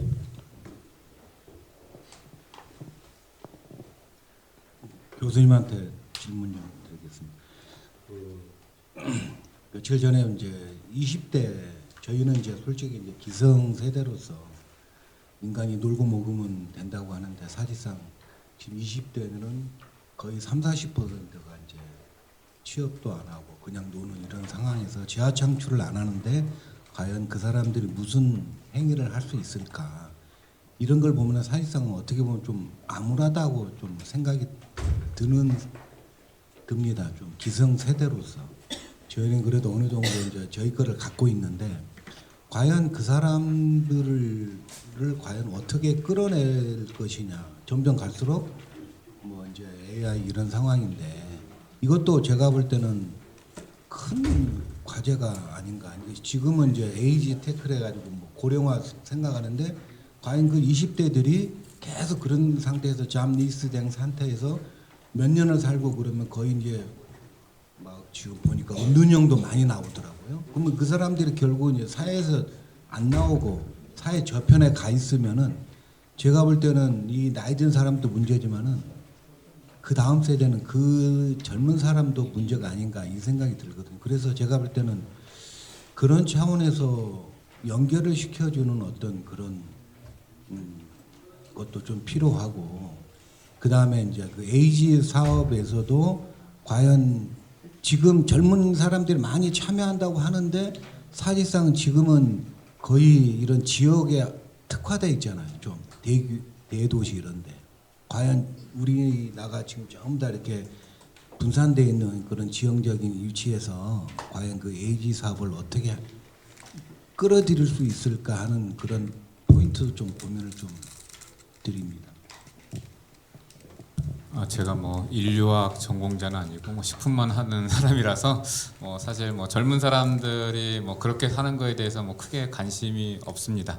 예, 뭐 아시겠지만 이제 저희 시대는 어떻게 보면 치열한 경쟁의 시대였고 일자리가 없어서 지금 일을 못 해가지고 쉬는 경우는 있는데 요즘에는 이제 일자리가 풍족함에도 불구하고 이제 눈높이가 맞지 않아서 앞으로 안 가는 뭐 젊은 세대들이 많이 있다. 그리고 또 그거는 이제 기성세대의 잘못이다라고 얘기를 하고 있는데 어떻게 보면 기성세대가 잘못한 것 같아요. 너무 공부를 많이 시켜놔가지고.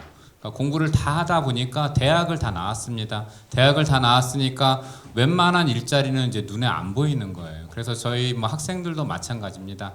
그래서 그 뭔가 어디에 이제 취업 자리를 알아봐주고 어딘가에 취업을 시켜주면은 이제 본인이 생각하는 그러한 뭐 강남에 있는 기업들 뭐 아니면은 뭔가 이제 도심에 있는 기업들 이제 그게 아니기 때문에 한 달, 두 달 있다가 그냥 또 나오기도 하더라고요. 그냥 차라리 그렇게 쉬는 게 낫다. 근데 이제 부모님들이 다들 잘 사세요.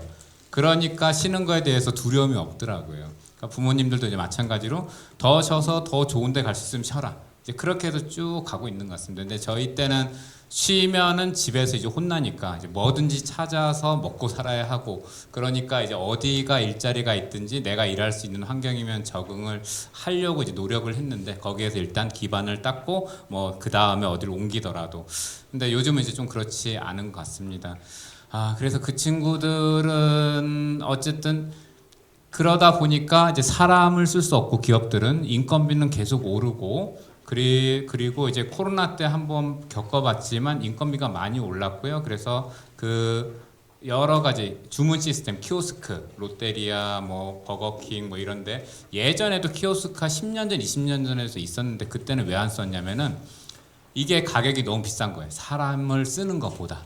근데 지금은 이제 코로나를 지나고 나니까 사람보다 이 기계가 훨씬 싸졌습니다. 뭐 연 임대 뭐 3, 4천만 원, 뭐 2, 3천만 원 뭐 이 정도까지 해서 서비스 비용만 내면 되니까. 근데 사람을 쓰게 되면 그 이상의 이제 시급을 줘야 되니까 이제 기계화가 되는데 마찬가지로 우리 청년들이 눈높이를 낮추지 않고 이제 이렇게 돼 버리면은 저 로봇들이 이제 시판 되면 1억 언더로 이제 나오기 시작하는 시대가 올 거고 그러다 보면 5천만 원 이하로 떨어지게 되고 하면은 굳이 기업하시는 분들이잖아요.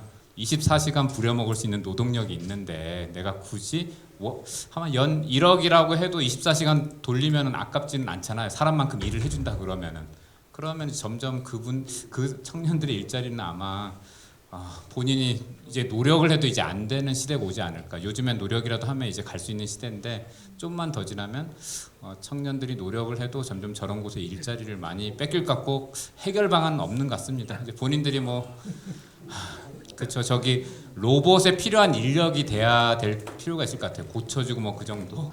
그래서 좀 어려운 문제 같습니다. 제가 뭐 사회학을 하지도 않고 뭐 그러다 보니까 예 이상입니다.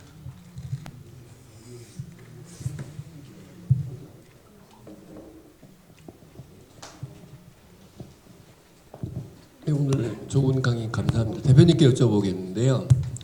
시니어 산업에 대해서 많은 현장과 또 경험과 많은 분들의 교류가 있으실 것 같아서 조금 뭐 개념적인 얘기가 되겠습니다만 시니어 산업이 있어야 될 가장 중요한 정체성이 뭐냐. 지금의 그 사업이라고 하는 측면에서 봤을 때는 돈을 버는 게 가장 중요한 목적처럼 보이겠지만 실제로서는 수명이 길어지고 또 그분들이 건강하게 그리고 본인의 인간으로서의 정체성과 삶의 가치를 지켜가도록 도와주고 또 케어해주는 산업이어야 맞을 것 같은데 사실은 그 반대로 그냥 예를 들어서 실제적인 어떤 자기 인간으로서의 존엄성은 지키지 못하고 침대에 누워서 10년, 20년 사는 거를 도와주는, 결국은 닭장 속에 갇혀 있는 어떤 모습으로 인간의 종말을 맞는데 만약에 시니어 산업이 기여한다면 이거는 기여하는 게 아니라 지옥을 만드는 거일 수도 있는데, 사실 사업을 추구하는 사람들은 그 후자 쪽에 더 많이 가 있는 거 아닌가. 실제로 따지면 얼마나 건강하게 그 자기의 정체성과 존엄성을 지켜가면서 살아갈 수 있도록 할 것인가라고 하는 거는 사회적인 컨센서스라든지 정책에 굉장히 중요한 방향성이 필요할 것 같은데, 그런 부분에 대해서 어떻게 생각하시나요? 네, 정체성 굉장히 어려운 질문인 것 같은데 말씀해주신 내용들이 굉장히 다 맞는 것 같고요. 일단 시장을 제가 처음에 말씀드렸는데 시니어 시장이란 게 뭐 마지막에 크게 두 개, 액티브 시장 쪽 좀 건강한 사람들 거 있고 약간 케어 시장에서 어느 정도 이제 아프기 시작해서 어느 정도 임종까지 맞이하는 단계 이제 크게 나뉘고 있는데, 말씀해주신 부분 자체가 어느 정도 좀 케어 시장에 좀 더 포커스가 된 얘기 같은데, 그러면 앞으로 좀 그러면 시니어 산업이 좀 어떻게 돼야 되는가에 대한 부분과 좀 연관이 되는 질문으로 좀 생각을 해본다면은, 결국에는 그 어르신들이 뭘 원할까라고 봤을 때 결국에는 현재 에이징 인 플레이스라고 해서 그냥 내가 살던 곳에서 좀 편안하게 돌아가고 싶다라는 어느 정도 근본적인 욕구가 깔려 있는 것 같습니다. 그러면 지금까지 그게 왜 안 됐냐, 왜 그게 뭐 잘 안 이루어지고 있냐라고 봤을 때, 그 일본의 사례를 본다면은 그 초반에 그 개호보험법이라고 해서 2000년대에 결국에는 이제 시행이 되고 나서 고령자들을 위한 다양한 정책들이 이런 걸 시도를 했었는데, 그게 초반에 자리가 잘 안 잡혔습니다. 초반에 많은 이제 발전하는데 우여곡절에 대한 시도들이 많았었는데, 근데 그게 결국엔 탄생하게 된 계기가 뭐냐면, 결국에는 옛날에는 그런 이제 고령자분들을 가족분들이 직접 다 돌봐야 됐지 않습니까? 그래서 문제가 나타났던 게 결국에는 간병 살인이라든지 굉장히 힘들고, 아니면은 뭐 고려장이라고 해서 어르신들을 버린다든지, 결국에는 이제 그 가족에 대한 결국에는 부담을 덜어주기 위해서 사실 개호보험법이 개호보험법이 나타났고, 그런 것들의 결국에는 취지를 공감해서 결국에는 이제 노인 장기요양법이 현재 등장을 하게 된 계기거든요. 근데 그러면은 이제 그럼 에이징 인 플레이스를 결국에는 어떻게 좀 할 수 있냐라고 봤을 때, 일단 첫 번째로 정책들이 결국에는 그 시니어 시장 자체가 정책이 드라이브를 걸어야지 어느 정도 민간이 좀 클 수 있는 영역들이 있습니다. 그래서 좀 정책들에서 좀 고령자들을 위한 정책, 그리고 기업들을 위한 정책들이 더더욱 더 잘 되어야지 그분들의 결국에는 비즈니스 자체라는 게 결국에는 가치 창출을 하는 거다 보니까, 그거를 만약에 이제 나답게 편하게 살 수 있는 것들을 좀 도와줄 수 있는 측면으로 봤을 때, 오히려 그런 정책들을 좀 기업들이나 개인들이나 이제 가장 충분히 이제 지원해줘야 되는 부분들이 나와야 될 게 첫 번째가 있을 것 같고요. 그리고 이제 두 번째 같은 경우에는 이제 좀 인식 변화인데요.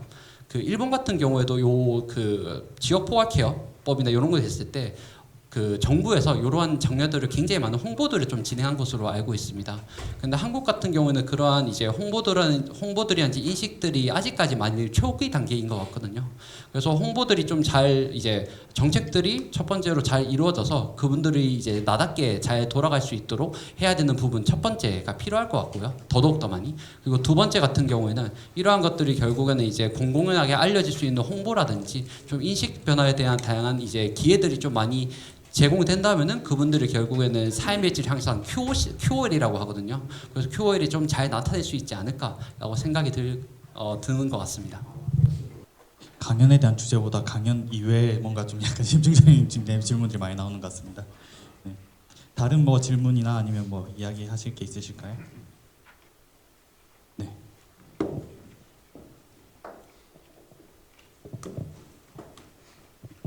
네, 강연 잘 들었습니다. 저희 우선 시니어 산업을 하시면서 볼 때, 창업을 하실 때 시니어 분들이 창업을 할 때 가장 대표님께서 보셨을 때 어떤 게 좀 문제점들이 좀 있는지, 이렇게 했으면 좋겠다 하는 것들이 있으신지 경험을 좀 나눠주셨으면 좋겠습니다.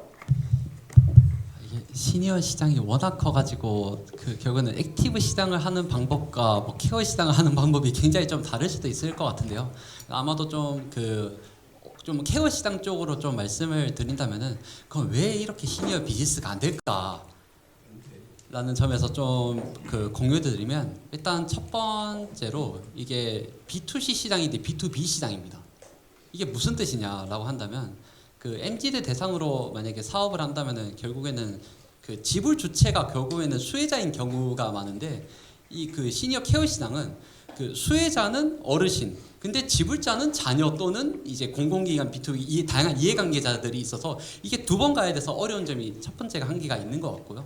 그리고 두 번째는 이게 그 특히 시니어 마케팅할 때 어려운 이유 중에 하나가 그 기획자가 그 고령자 분들이 아니다 보니까 그 라이프 스타일을 잘 파악을 하지 못해서 엉뚱한 제품을 만들어 가지고 현재 그 시니어 제품들이 굉장히 잘 안 된 경우들이 많거든요.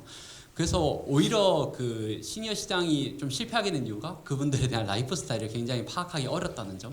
그리고 세 번째로 한국이 어려운 이유가 그 돈이 많이 없습니다. 어르신분들께서. 네. 그래서 시장도 크게 뭐 허약 시장에 대한 결국은 정부 지원은 노인 장기 요양 보험을 받는 쪽이랑 결국은 굉장히 부유한 층, 그래서 중간에 약간 미개척 지역이라고 했잖아요. 그러다 보니까 어느 정도 시장 자체가 그 전체적으로는 큰데 너무 조그맣습니다. 굉장히 조그만 시장들의 총합이거든요.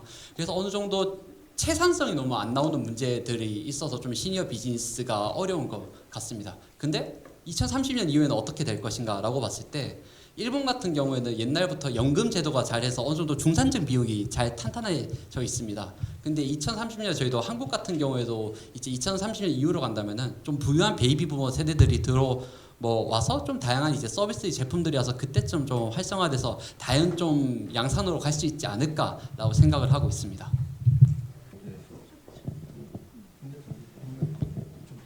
네, 오늘 좋은 강연 너무 감사드립니다. 저는 일단은 그 식품 회사를 다니는 입장으로서 식품 관련된 얘기를 좀 더 했으면 하는데요. 근데 사실 이번에 그 정 대표님께서 화두로 던져주신 게 앞으로의 기회가 혼자의 시간을 어떻게 채우는가인데 사실 식품 제조 입장에서는 그 이러한 시장에서의 식품은 계속 뭐 메디푸드, 케어푸드, 뭐 환자식 이런 식으로 상당히 기능적인 차원에서 좀 머물러 있는 게 있거든요. 근데 이 화두는 사실은 조금 다른 얘기라서 이렇게 혼자의 시간을 채우는 그 시니어들에게 식품의 입장에서 기능적인 거 외에 어떻게 접근할 수 있을까 이 생각이 좀 들어서 여쭤보고 싶습니다.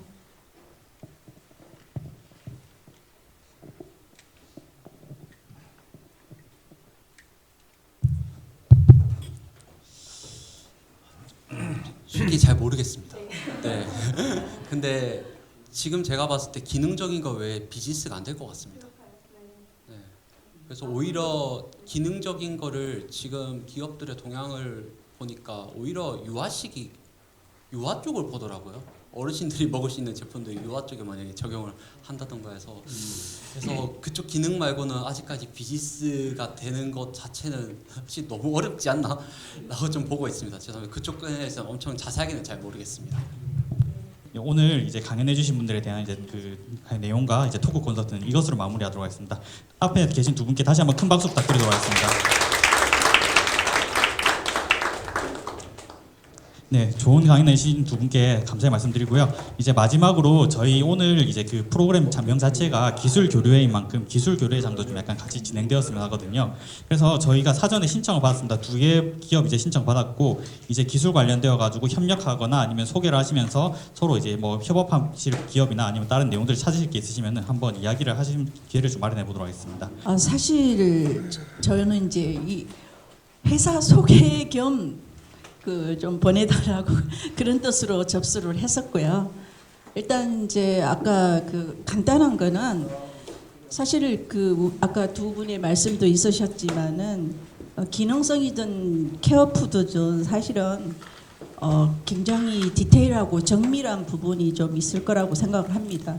아까 말씀하신 것처럼 AI가 지금 주류로 이루면서 AI가 뭐 인간을 대신할 수 있는 여러 영역에서 점령을 하고 인간은 점점점 자기의 역할이나 자기의 기능적인 역할을 하지 못하도록 만들어가는 그런 현상이 자꾸 이제 오고 있는데요. 사실 저희 에코힐러스는 그러한 부분들을 헬스케어 맞춤 케어식으로 해서 솔루션을 하고 있는 회사입니다.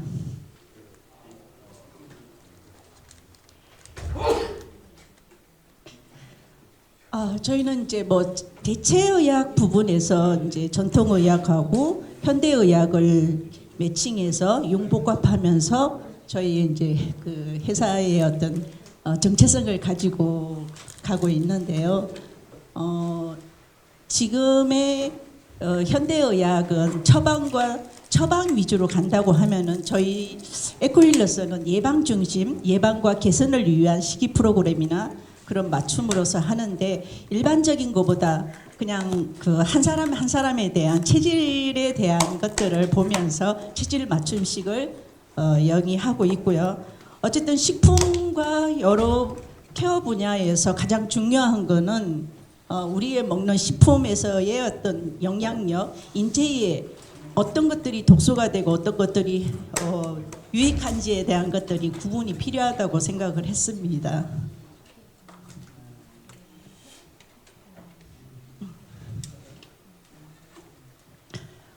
지금은 치료 중심에서 이제 예방과 관리 중심으로 패러다임이 전환이 되고 있는데요.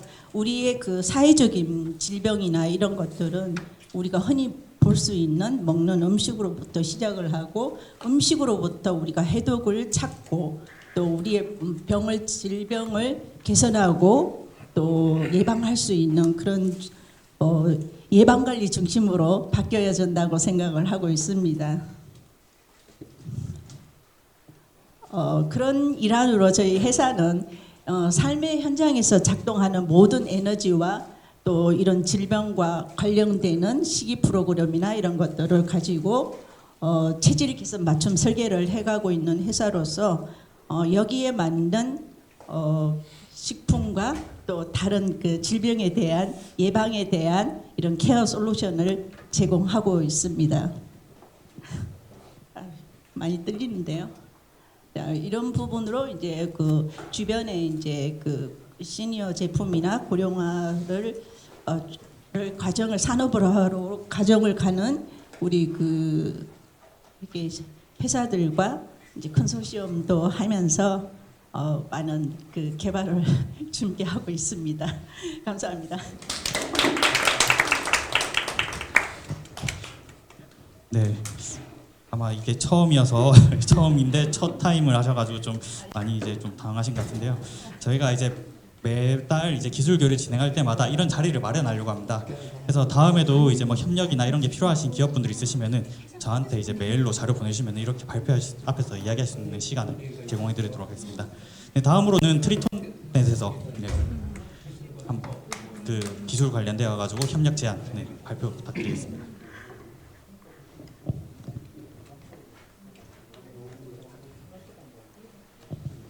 네, 반갑습니다. 이런 기회를 주셔서 감사드립니다.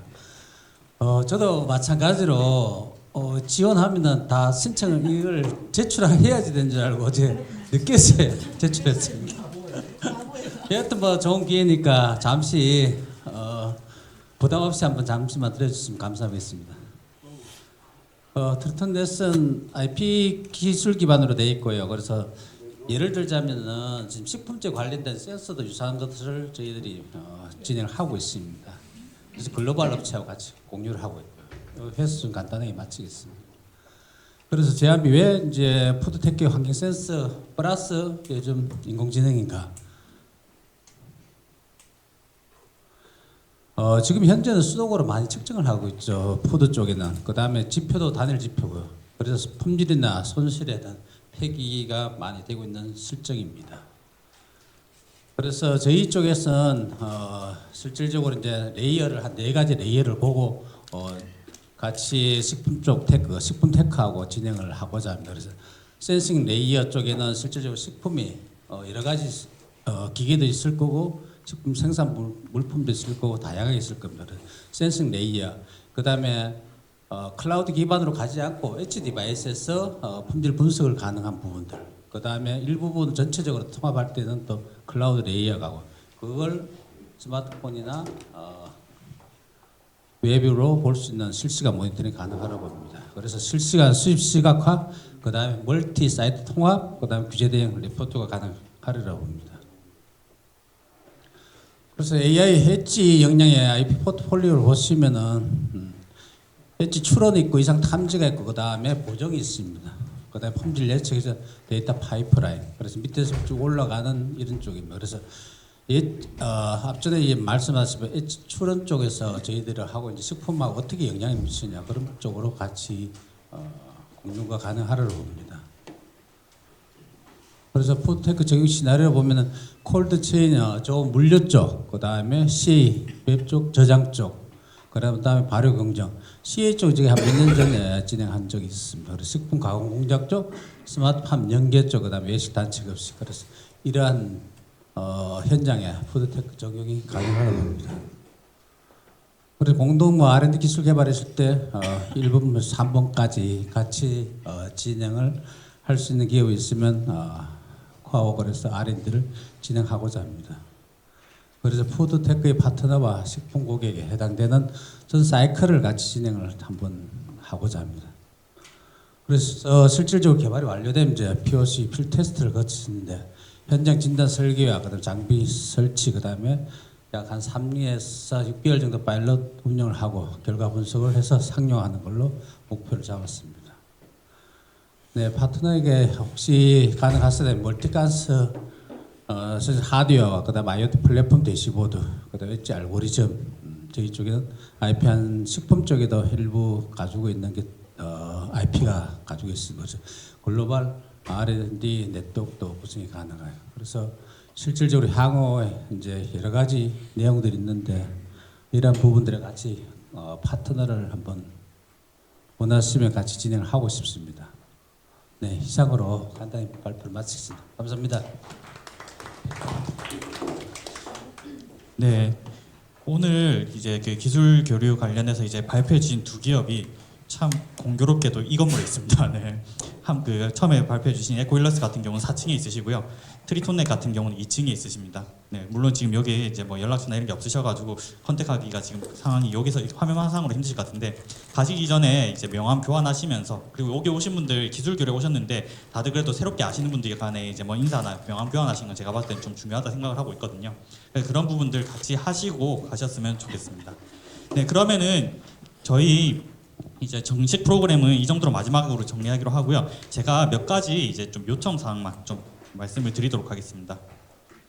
일단은 저희가 이게 또 이제 프로그램을 이제 운영하는 거 관련되어 가지고 저희가 이제 만족도 조사가 필요합니다. 그래서 일단 만족도 조사 먼저 좀 부탁을 드리도록 하겠습니다. 네, QR코드 찍으시면은 만족도 조사 링크로 이동하거든요. 지금 만족도 조사 일단 참여를 먼저 좀 요청드리도록 하겠습니다.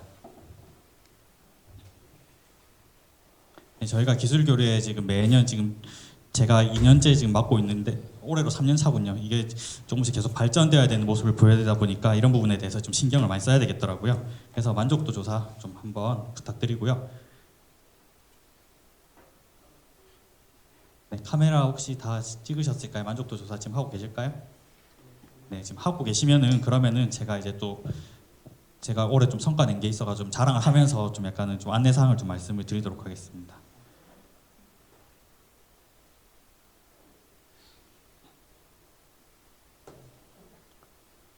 네,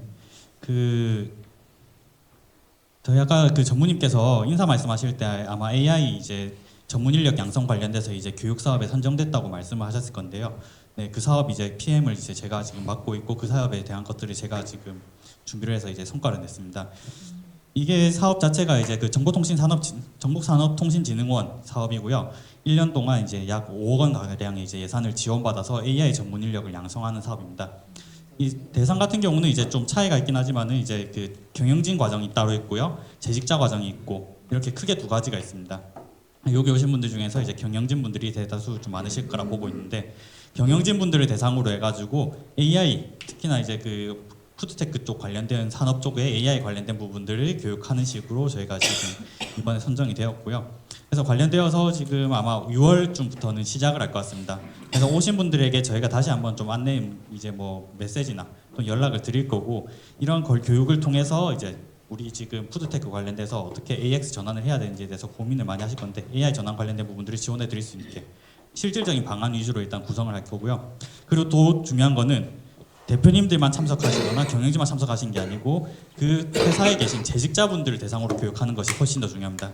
저희가 재직자 대상으로 교육해야 되는 게 지금 인원이 100명이 넘게 지금 수료를 이제 해야 되는 상황이거든요. 그런 부분들에 있어서도 이제 여기 오신 분들의 협조가 많이 필요해서 그런 부분들에 대한 참석을 좀 요청드리고자 하겠습니다. 관련돼서 공지는 아마 저희 그 성남산업단지 관리공단 홈페이지랑 그다음에 저희 혁신지원센터 홈페이지에 공지될 거고 지금 보시면 아시겠지만은 보통의 여기 지금 주관 기관들 자체가 전국 단위의 그 해당 산업에 대한 전문 분야를 가지고 있는 이제 단체들이 이제 주관을 맡아서 이렇게 하고 있는데 지역 이름이 붙은 걸로는 거의 저희가 최초입니다. 지금 여기 안에서 보셨을 때는. 네, 그만큼 이번에 좀 큰 성과를 내서 이 부분에 좀 많이 관심 가져주시고 참여를 해주시면 감사하겠고요. 그리고 저희 지금 이제 그 산단에서 이제 좀 그 기업 지원으로 해서 하고 있는 부분인데 저희가 올해는 그 예전 같은 경우는 특허기술 이전 사업이라 해가지고 이제 기업이나 아니면은 회사, 그러니까 대학이나 연구기관이 들고 있던 이제 기술들을 이전받는 것을 지원을 하는 사업을 했었는데 올해 같은 경우는 이제 잠시만요. 특허를 이제 출원하는 지금 지원 사업을 하고 있습니다. 네, 기업 지금 저희가 벌써 한 2개 기업은 이 사업에 지금 지원을 받았고요. 국내 특허 같은 경우는 한 200만 원 정도 지원해드리고 해외 특허 같은 경우는 지금 350만 원 지금 지원을 해드리고 있습니다. 네, 지금 성남 하이테크밸리에 이제 뭐 주소나 아니면 연구소나 이런 게 있으신 기업이시면 참여가 가능하시고 지금 특허 관련되어 가지고 지금 IP가 이제 중요한 시대잖아요. 네, 그런 IP에 관련된 부분들을 확보가 좀 필요하신 분들은 특허 기술 출원 지원 사업에 참여를 해주시면은 이제 지원을 받으실 수 있고요.